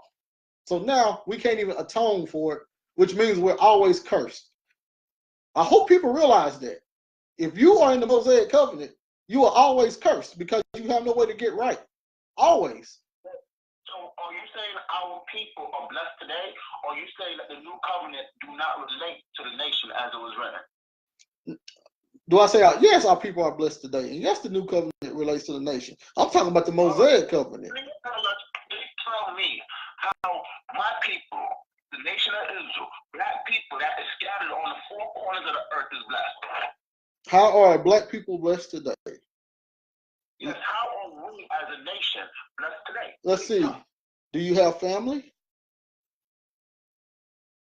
Yeah. Do you have freedom? What? Freedom? Freedom? Yeah.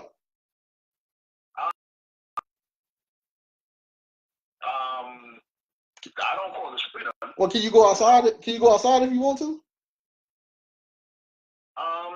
Well, you can be a slave and can go outside. Okay. Can you go to Canada? Can you go to Canada? Hold on 1 second, bro. The only time you are in chains when you are in slavery is when you are in transport. Okay. After transport, the chains come off. Okay, well, can you go to? The slaves can move around. Can you go to Canada right now if you wanted to? If I could afford a passport, or if I have a passport, yes, I can. If I don't have a passport and I cannot afford a passport, I cannot go to Canada. Could slaves go to wherever they wanted? Could they go to Canada if they wanted to?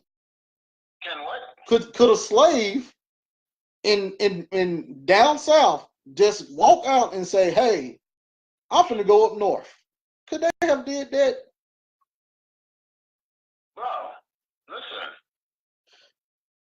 Slavery, as I just stated today, bro, like what I said, you slaves back then had the freedom to roam. No, I'm not talking about roaming. I'm talking about moving, leaving. You can move, but bro, but we are not like the Chinese. We are not like the East Indians. We are not like white people that can go and say, yo, you know what? I have a home.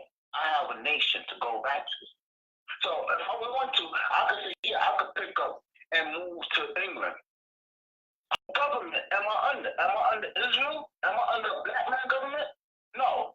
I could go to Africa, but am I going to be under? I will be under black people, but I'm going to be under the what? Hamitic government, right? Which will probably be a little better in certain places in Africa than America. But It's not my. So I don't have a home to go to. So yeah, I can go and move somewhere, but I'm not going to be home. I'm not going to be under my government. I can't go and say, no, I'm going to take up and go to Israel, and Israel is being ruled by our people. So you're concentrating. Okay, so you're concentrating on some dirt. You want to go to a land, the dirt. So you don't. No, you saying we're free. I'm showing you that we can move around, but wherever we move, we are not going to be under our government. So we will still be subjected under other nations. You're gonna be no matter where you at any time you was gonna be subjective under somebody. No matter if you subjective. So please continue when you say right. Even when Israel was a nation, they was always subjective under Israel. They were subjective under a king. When they had a king. So they was always subjective under someone. The kings oppressed them then. So Israel was always in subjective over something or someone. So subjective or having authority over you does not mean that has nothing to do with freedom. Freedom. All right, so how are we free? I'm telling you. You have a car, you have a house, you have a family. You can do what you want to do. You can say what you want to say. There's nobody stopping you from having the sky is the limit except yourself. We are mentally slaves. We are mental slaves, but in reality, we're not slaves at all. People do messed up stuff. People always did messed up stuff. Police have a sense of authority. You give authority to the wrong person, they do wrong. Simple as that. That has nothing to do with freedom. We are not captive. We are not under no curses. We're not doing none of that stuff. We are teaching our people that we are dead. We're not dead. Well, we are not dead. But what you're teaching our people is not right, bro. How is that not right? How is freedom? Let me clarify what I'm saying so you understand. All right, brother. When you go and you look at the shutdown today, right? EFT or food stamps, that program is being freeze. That's going to affect the majority of our people, which are in the ghettos and the slums. I'm not saying white people are not on food stamps. That'd be a foolish statement. 40% of them are on food stamps. But when the majority of our people are on that and need that to feed their children, right? When the levees broke, right? The levees didn't break in some rich area where it's predominantly white. The levees broke where? In New Orleans, right?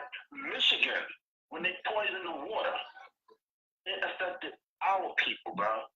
And I have said. So hold on, let me finish, bro.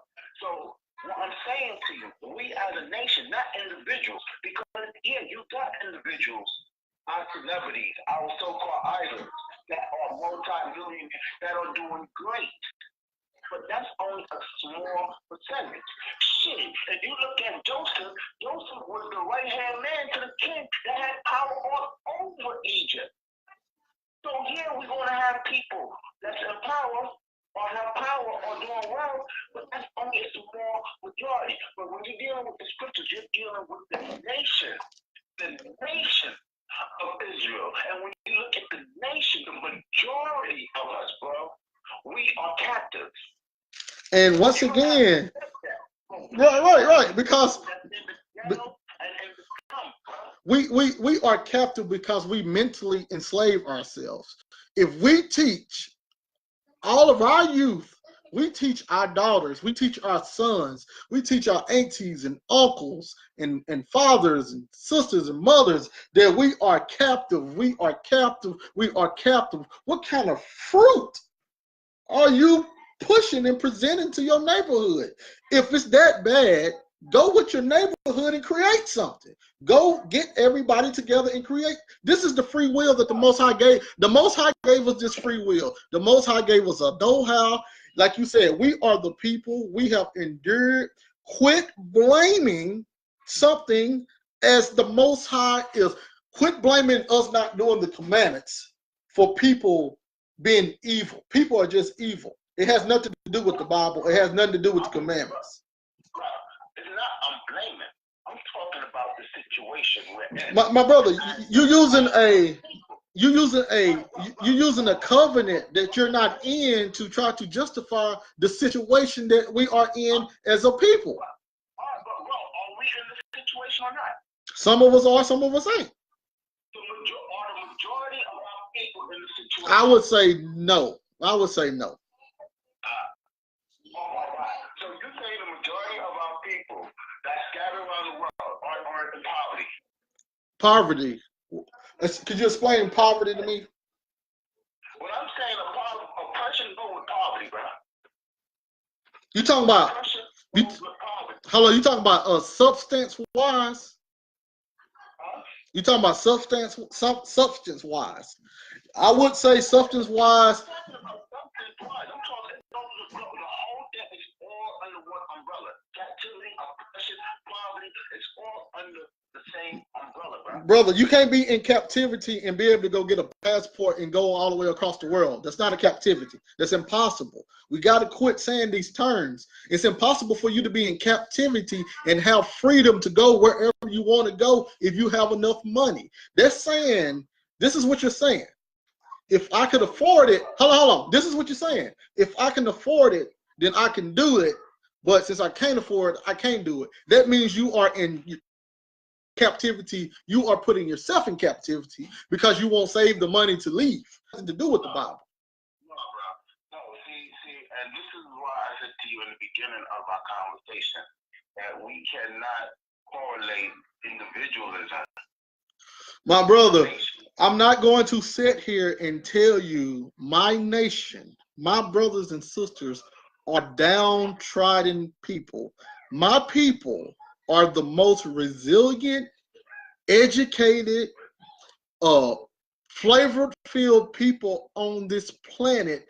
And I'm not finna sit here and teach and preach we are anything less than kings and priests like the Bible said. I'm not going to sit here and say because I might not have more clothes or more food or more this and that than the next person that I am a downtrodden person. My nation is sick. We're under curses. I would never teach such a doctrine. Never at all. So we as a nation, and like I said, I'm not talking about the individual.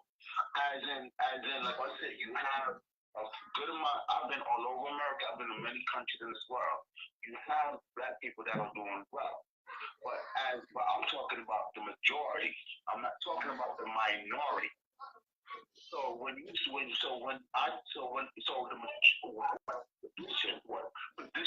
condition is the majority of our people? Are we middle class? Are we well off? Do we have power? Do we have markets where we can sell our people foods? Do we have corporations? Talk to me, like how well doing? How free are we? Well, I can't. Everything, let me know. That's what I'm saying. I can't put the freedom of my people on a social class created by the oppressor. Now, do we have less finance? Yes, because the majority of us blow our money on crap instead of investing. So yes, we put ourselves in some of these positions. Now, do we live in some rough neighborhoods? Yes, we do live in some rough neighborhoods. But how does the neighborhoods get rough exactly? Well, we have the oppressor coming in. They'll give this person some drugs. They give this person a gun. And then they say, have fun, have at it. And what do our people do? We go and attack each other. And now we want to blame it on somebody else. This is what the Bible, this is what the Bible teaches. This is the kingdom. The kingdom is within you. In order to get to that kingdom of heaven, you got to display that kingdom of heaven on earth. So are these people, see, because my grandma I grew up on the farm in the country, and we had some hand-me-downs and all that stuff. But could you tell? No. We always had fun. We always had just like Revelation said, I know your poverty, but you are rich. Yes, my brother, we might not have a lot of money or this and that, my brother, but the Most High is worried about that spirit inside of you. Your Father, my Father, He got us. We don't need nothing else. We need to trust in the Father. I cannot sit here and say my people are accursed if I know without a shadow of a doubt the Father has created something better, the best thing that He could create for us, and all we got to do is do what He say. Be obedient. Nobody wants to do that. Everybody wants to teach while we in the position that we're in. And the foundation is off. What I'm asking you, brother, this is what I gotta ask you. I gotta ask you this. If you want that freedom or whatever you're looking for in order to prove that we're not under the curses, how could you obtain it? What do you think the Most High is going to do for our nation as a whole in order for it to look the way you want it to look? Babe, I'm on live. Well, bro, that comes down to, what a person believes.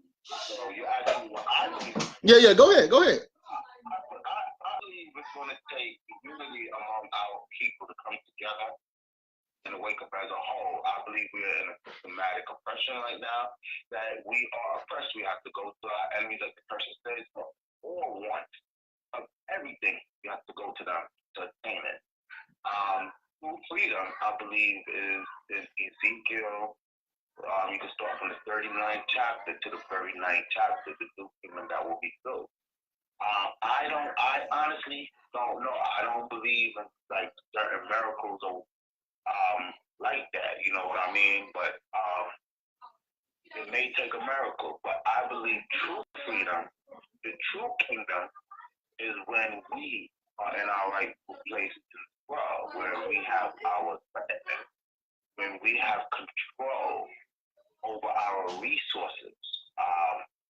Like I believe in the book of Second Ezra, when it tells you that if the nation has a drop of a bucket to us, but if the earth was made for us while we're at the bottom, I believe that we are supposed to be on the top, and that it will take the Most High to bring us there.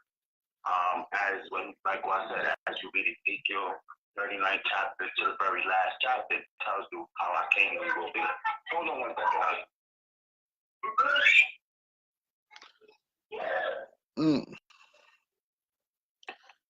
So the thing is, no, I'm going to say the thing is, Israel had already had their own kingdom, and they already had their own rulers, and they was already in their own land, and it seemed that they was in the same wretched state than people are today. So they was in the same state as people.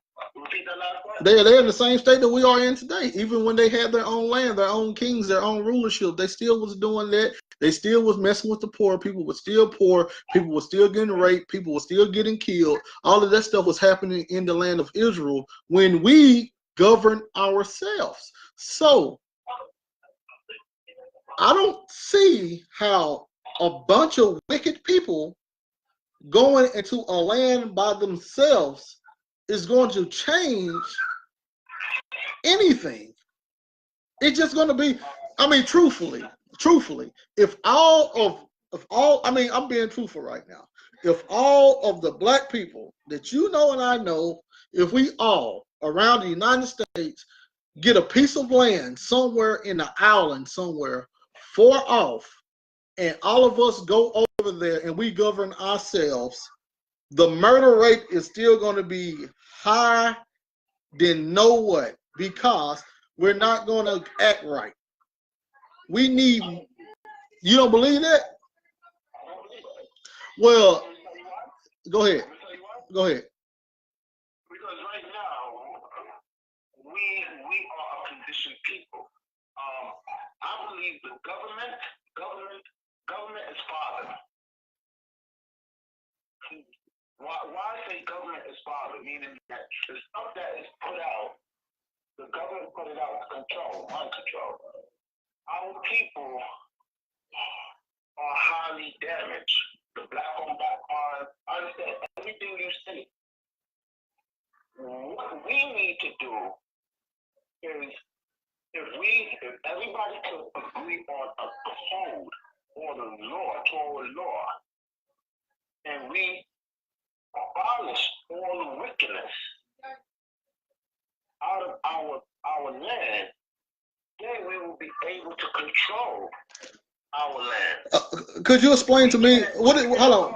What do you mean abolish the wickedness out of the land? What is that? You just like how Torah said, if somebody go and commit a rape, they are to be put to death. What? To eliminate evil from out of the land. Now, there's an island near Australia or the South Pacific that has a lot of native islanders. And hold on. So our response was to murder people when they do bad and kill them. That's gonna make. Yeah. Hold on. Yeah. Well, there's an island. I think there are Samoan people. No outsiders could come in. Any outsiders try to go in, and trust me, the white man tried to go in there and kind of colonize the land, and they had kept. Yeah, I saw it out there. So they live by their rules, and they have to abide. One thing the scripture teaches us is segregation. If we keep these other people, we have our own land, and we just do trade, we do have to trade with other workers, but we keep these other people from integrating with us, and we keep our laws, we will be great. My brother, you just said if somebody do something wrong like rape, then you're gonna murder them. So is that righteous? Yes, I believe right now you have a drug dealer that's selling drugs to our people, our children, supposed to be put to death. Yes. And you have people selling us out. Yes. I don't think there's no coming back from certain actions. You have a rapist that's going around raping children. You're supposed to let them live among you? Okay, so this is what I'm asking you. I mean, on a moral compass, you feel that just like the Torah said, it's going to be. You see why Paul said this is the ministration of death. So, in other words, some things can't be forgiven. You got to automatically kill them. No grace period or nothing. Just automatically. Now, I ain't banging with no rapists or none of that stuff. That don't get me wrong. But for a moral code, this is the problem we have. So now we can have somebody lying and saying that they got raped because not everybody is going to be honest. And now we have people getting killed. I don't know if you remember the Salem witch hunt and all those trials when they kept saying people were witches because they was killing people trying to get their land. I don't see our people doing anything less. I mean, I'm being truthful. The only person that has ever broken in any of my vehicles and stuff has been my people. The only person that has done any harm to me has been my people. I think this is something that the Torah can't solve. I think this is something that that Christ and the Father have to solve. But guess what? Nothing happened. And that's what I was saying to you. That I believe that the Father is going to have to deliver us. But brother, don't get me wrong. Every place you have to have a law and an oath. And if you do, and the law was not administration of death, because not every law you was put to death for. Right. You can't, if you lied, you wasn't put to death. And that was the law. You're not supposed to lie from one brother to another. Worse off, you're not supposed to be a false witness, which is if you go and testify against your brother. Right. If you stole, you wasn't put to death for stealing. Right. He said He said the law. He said the law was the ministration of death, which means the law could bring forth death, which the law did bring forth death. No, the law did not. You just said you could kill somebody for something. Well, you have to be. Let's be real. If you broke certain laws, there was the death penalty. But for the majority of the law, there was not a death penalty. Then you could say, American law is the administration of death. It is. Law is the administration of death. It is. Well, the law, there is death penalty for certain crimes. So what's the in your utopia world? Where's the freedom? I need to hear some freedom. Where's the freedom at? Where's the freedom? Yeah, where's the freedom at? As in, for us. I mean. No. Where's the freedom in a Torah-based world? Where's the freedom? The freedom, like what I said, when the children of Israel was given a law, they were the free people, meaning they was not under nobody else's government but their own. I believe freedom is when we are ruling ourselves, when we have our own government, we have our own land. Let me ask you a question. Let me ask you an honest question. Yes, do you think the people in the Bible actually want Mosaic law? Yes. Of course, there was righteous brothers that did the Mosaic law. No. As a nation, do you think the people wanted to do the Mosaic law?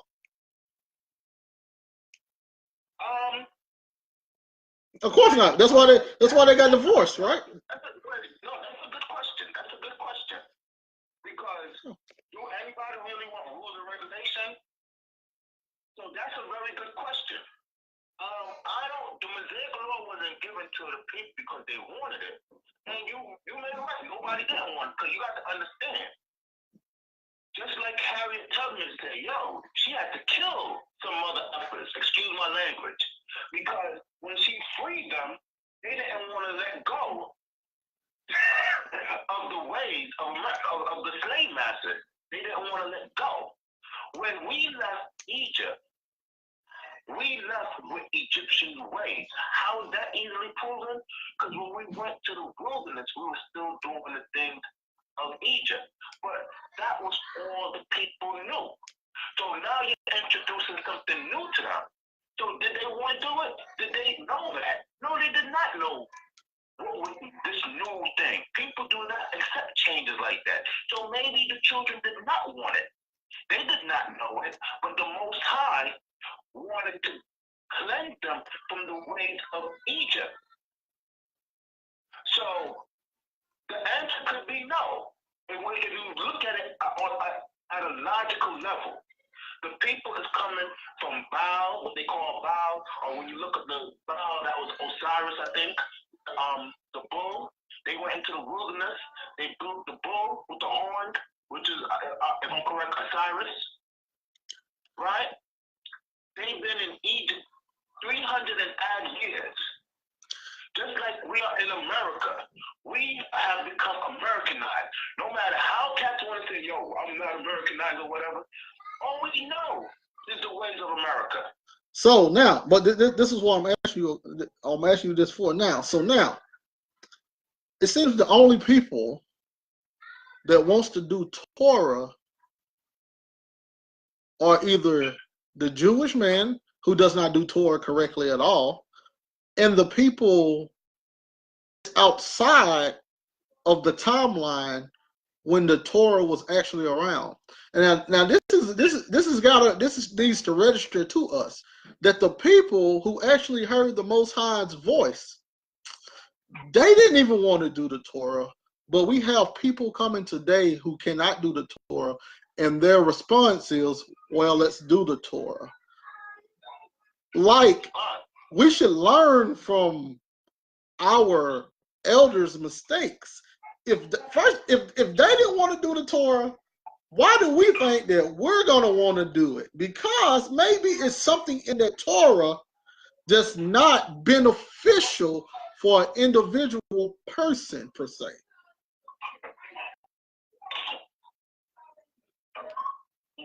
Because all it takes is one person, wicked, getting in a high position, and then the whole foundation crumbles. That's why we have Christ. In Christ's kingdom, he controls everything. So it's 100% utopia kingdom. But this kingdom on earth is impossible. But bro, we don't have Christ's kingdom. We're not in utopia. We do have Christ's kingdom. Huh? Well, you gotta believe, but I'm a Bible believer. So the Bible teaches we have the kingdom. Oh, but where? Where is it? The kingdom is amongst us. The kingdom is within you. Yeah, but see, that's a spirit there. No kingdom is a person, but because See, my brother. That's like saying, hold on. That's like you saying you cannot teach your people that they are in a state of captivity, even though we're suffering all over the world. I can't teach my people that, yo, we are in a kingdom, the kingdom is within you, but we're suffering more. Right. That was something put there to make you feel good. So we would tell other nations, hold on. When other nations are enjoying the fruits of the earth, we believe, hey, we do good now, we suffer, and then when we die, we go in Jesus' bosom. But all the other nations are enjoying the resources of the earth.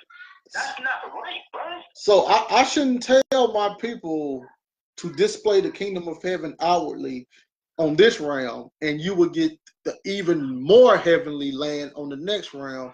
I should tell my I should tell my people that, huh? Tell me the definition of a kingdom. I don't. You want a Google definition? What you mean? Are the kingdom of Christ? Tell me the multiple. Bro. Give me all the definitions you have, bro. To me, a kingdom would be a group of individuals under a governing body, and that's pretty much it. A civilization under a governing body. Okay. So you saying that you're under the kingdom of Christ? You're under His kingdom? Correct. All right, but where's His kingdom? It's all around us. Show me. Take me there. You want to go to the kingdom? Is it a real kingdom or is it a make-believe kingdom? Oh, it's as real as it's gonna get, my brother. Show me. Yo, show me. You see? Oh, so. Okay, so this is what I'm saying. You want something carnal, and you feel that something carnal is going to help you out. So, this is my response to you.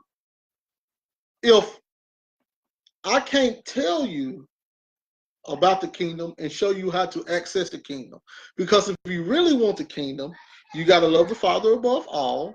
You got to love your neighbors like Christ loved the disciples. These are the things you got to do in order to display the kingdom, in order to see the kingdom, in order to get the blessings. So this is my question I got to ask you. First of all, I would rather teach my people about the kingdom every day than to teach them that they are cursed and they are under some curses that they can never break until somebody come and save them and put them in Palestine.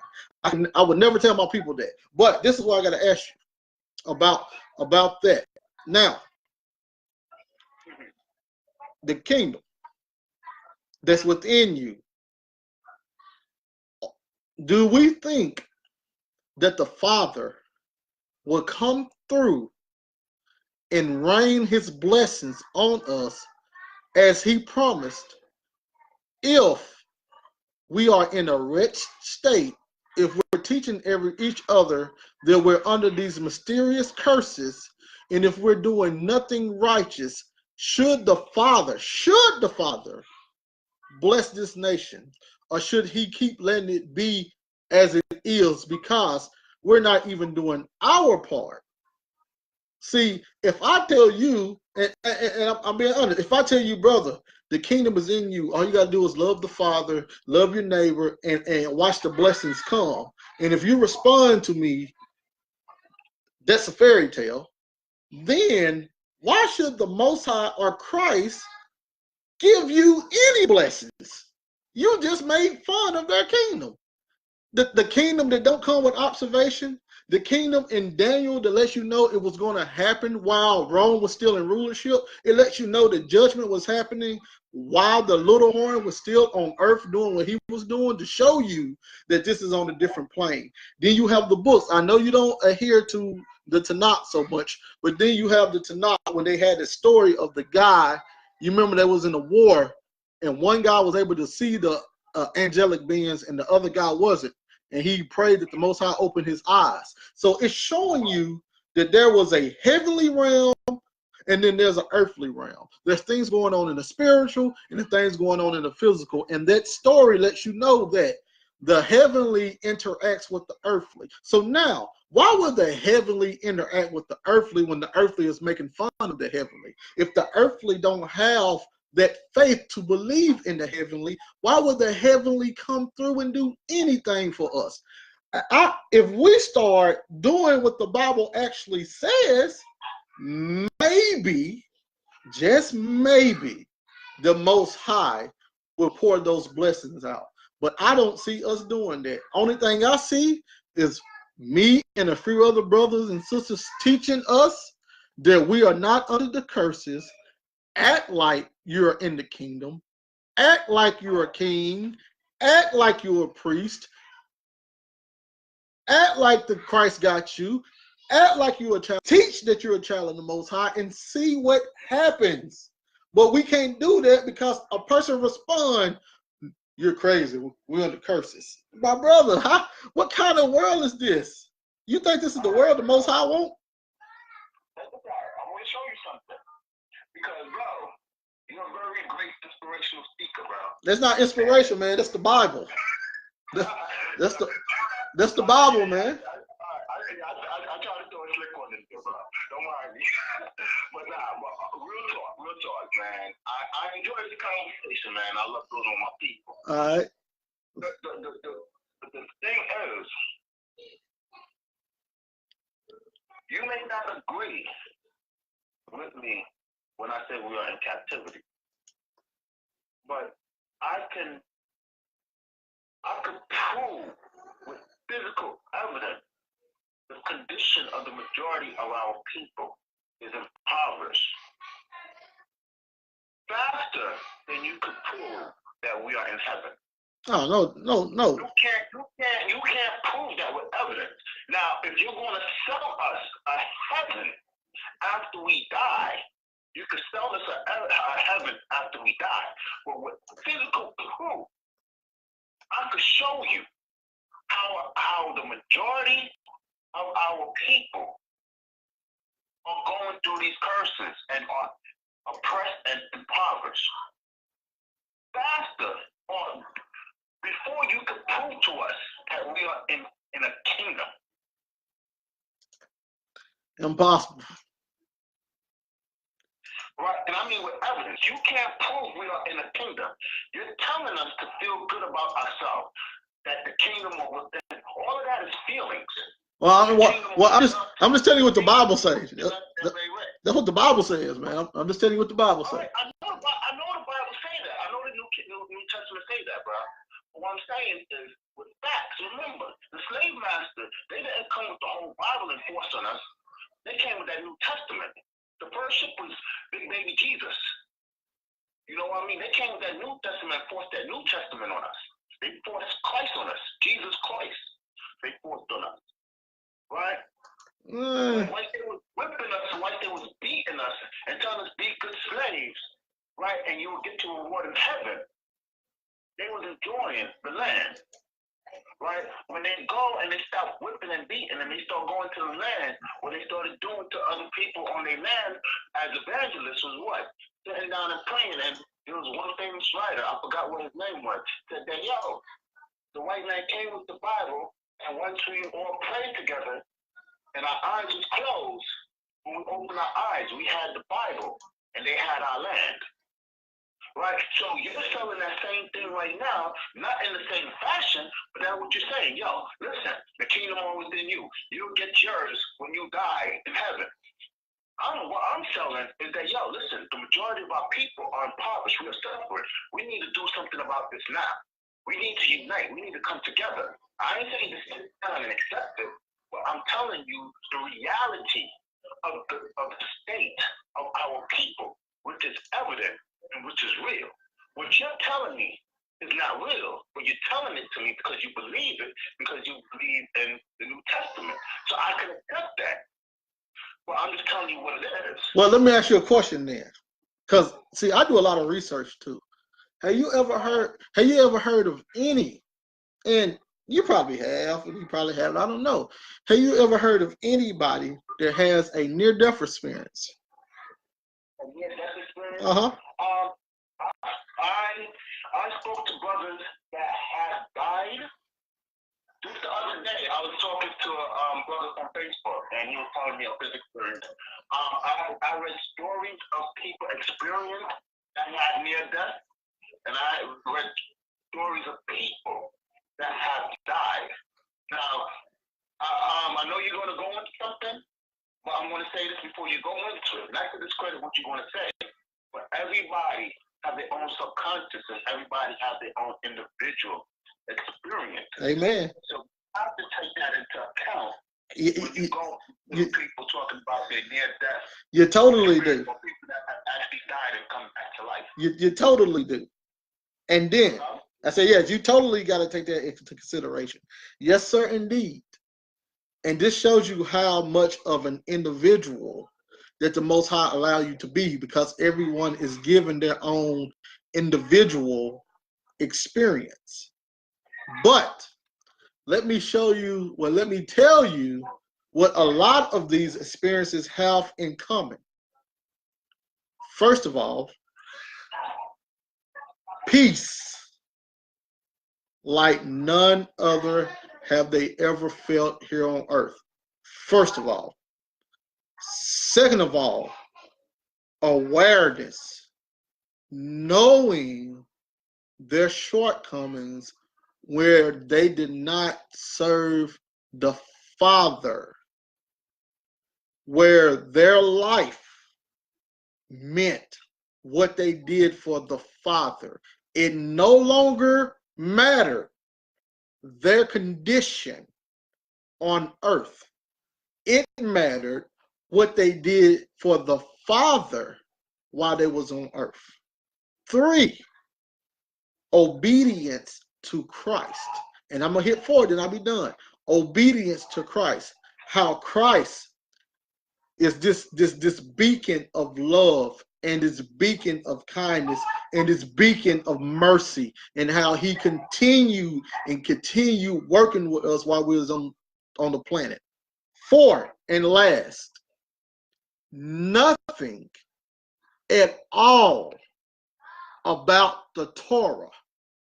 Nothing at all in the 2,000 and something stories I have ever went through have I not one time heard anything about a Torah. So, could everybody be lying? No. Could a lot of people be lying? Yes. I'm not going to say everybody is lying. So, what I'm telling you, and what I would tell the audience out there, the kingdom of heaven is within you. You display the kingdom on earth. You can get blessed on earth if you do what the Father tells you to do through the new covenant.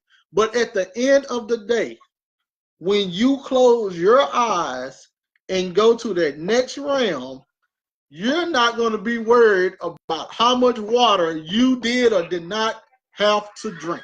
You're not going to be worried about how close your house was to your neighbor. You're not going to be worried about how impoverished your neighborhood was. You're going to be worried about, can I enter into this kingdom, or will I be destroyed? Did I do everything I needed to do for the Father?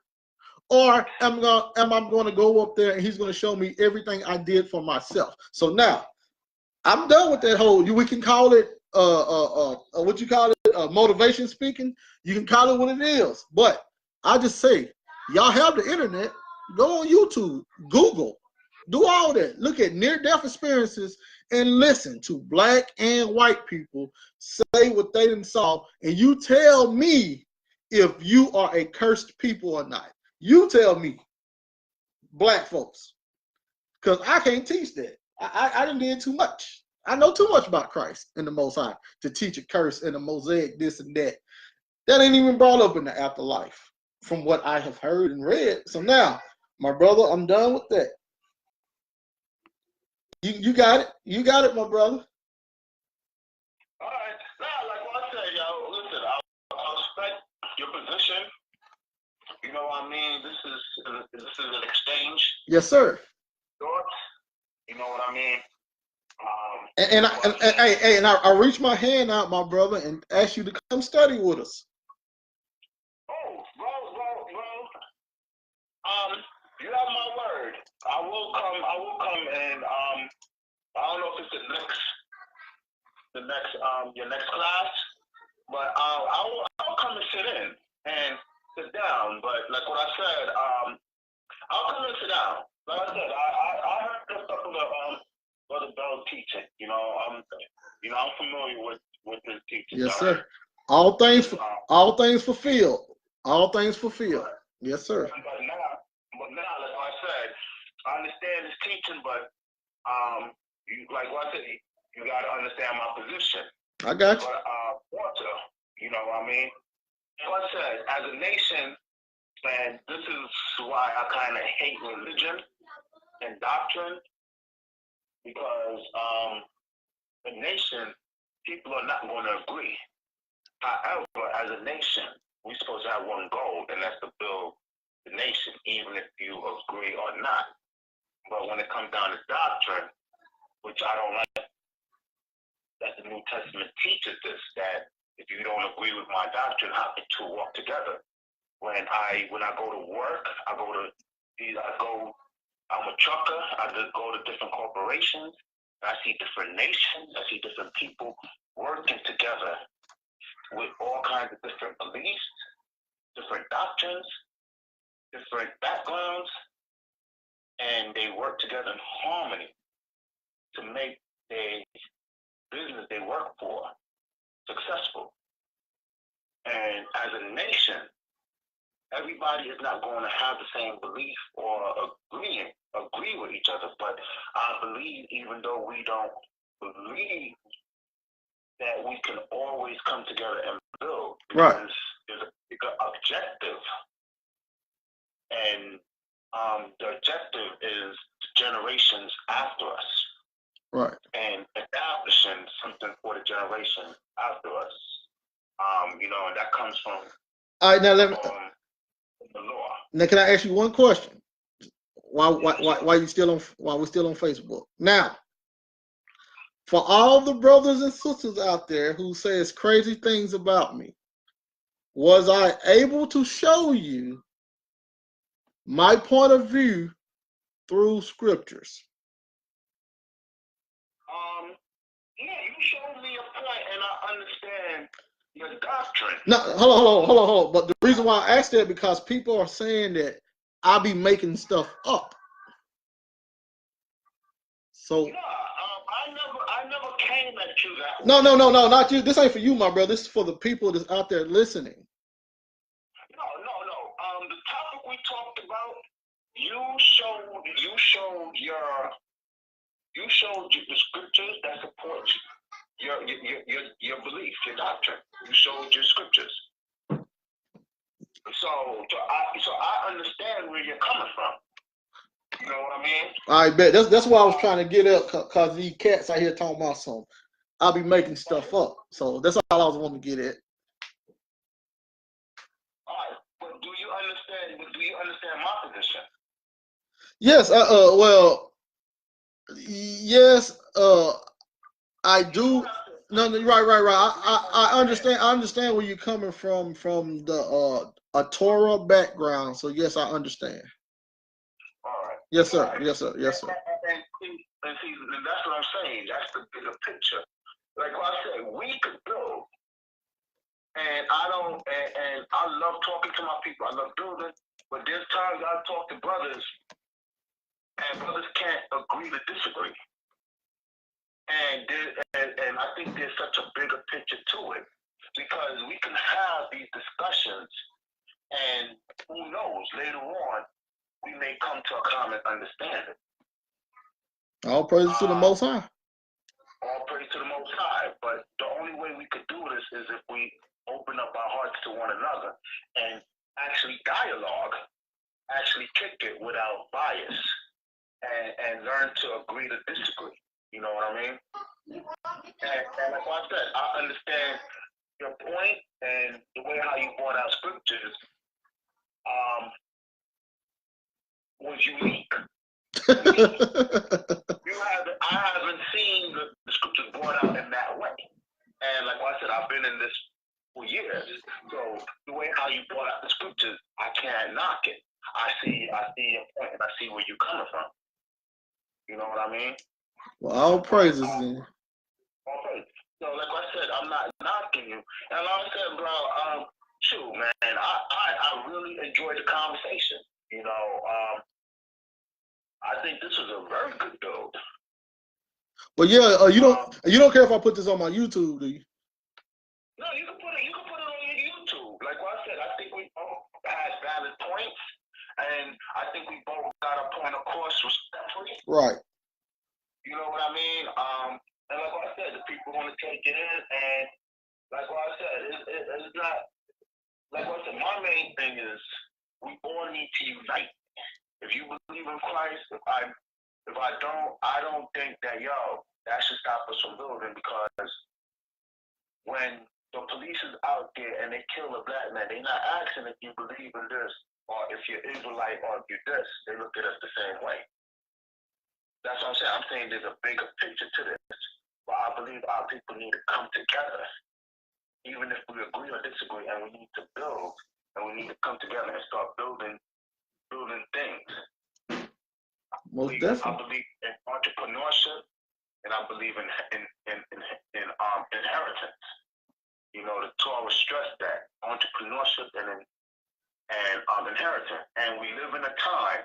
I'm not going to say we live in a time like in the 1920s, where when we try to build something, they destroyed it. We live in a times have changed, where we do have a little more liberty. So I'm not going to take that from your argument, which you was bringing up. We have a little more liberty. A lot of our forefathers fought the way. A lot of brothers, they clapped for Martin Luther King. But if it wasn't for Martin Luther King, brothers couldn't be out there on the street corners teaching. So you can't take that from that brother Martin Luther King. You could disagree with his message, but you can't crap on him because he was fighting for a cause. And today we have the liberty where we could buy land, we could cultivate the land, and we could build and we could try to establish something for our own. And that's my main objective when it comes down to building with our people, that we all come together and try to build something tangible for the generations to come. Amen, my brother. I say let's do it, man. And we're working on some things in our little group also. So we got some things that we're gonna be able to release hopefully to the public next year. But we got some things and works also, man. So we're all trying to on our end, we're just trying to display the kingdom here on earth and show everybody that it's a better way. And you got some goals also that you got coming on, man. So I say, man, let's build our nation the correct way so our offsprings or the next generation could get out of this cycle into something better so they could evolve. Yeah, I agree with you 100%, brother. I agree with you 101%, bro. That's that motivational speaker in me.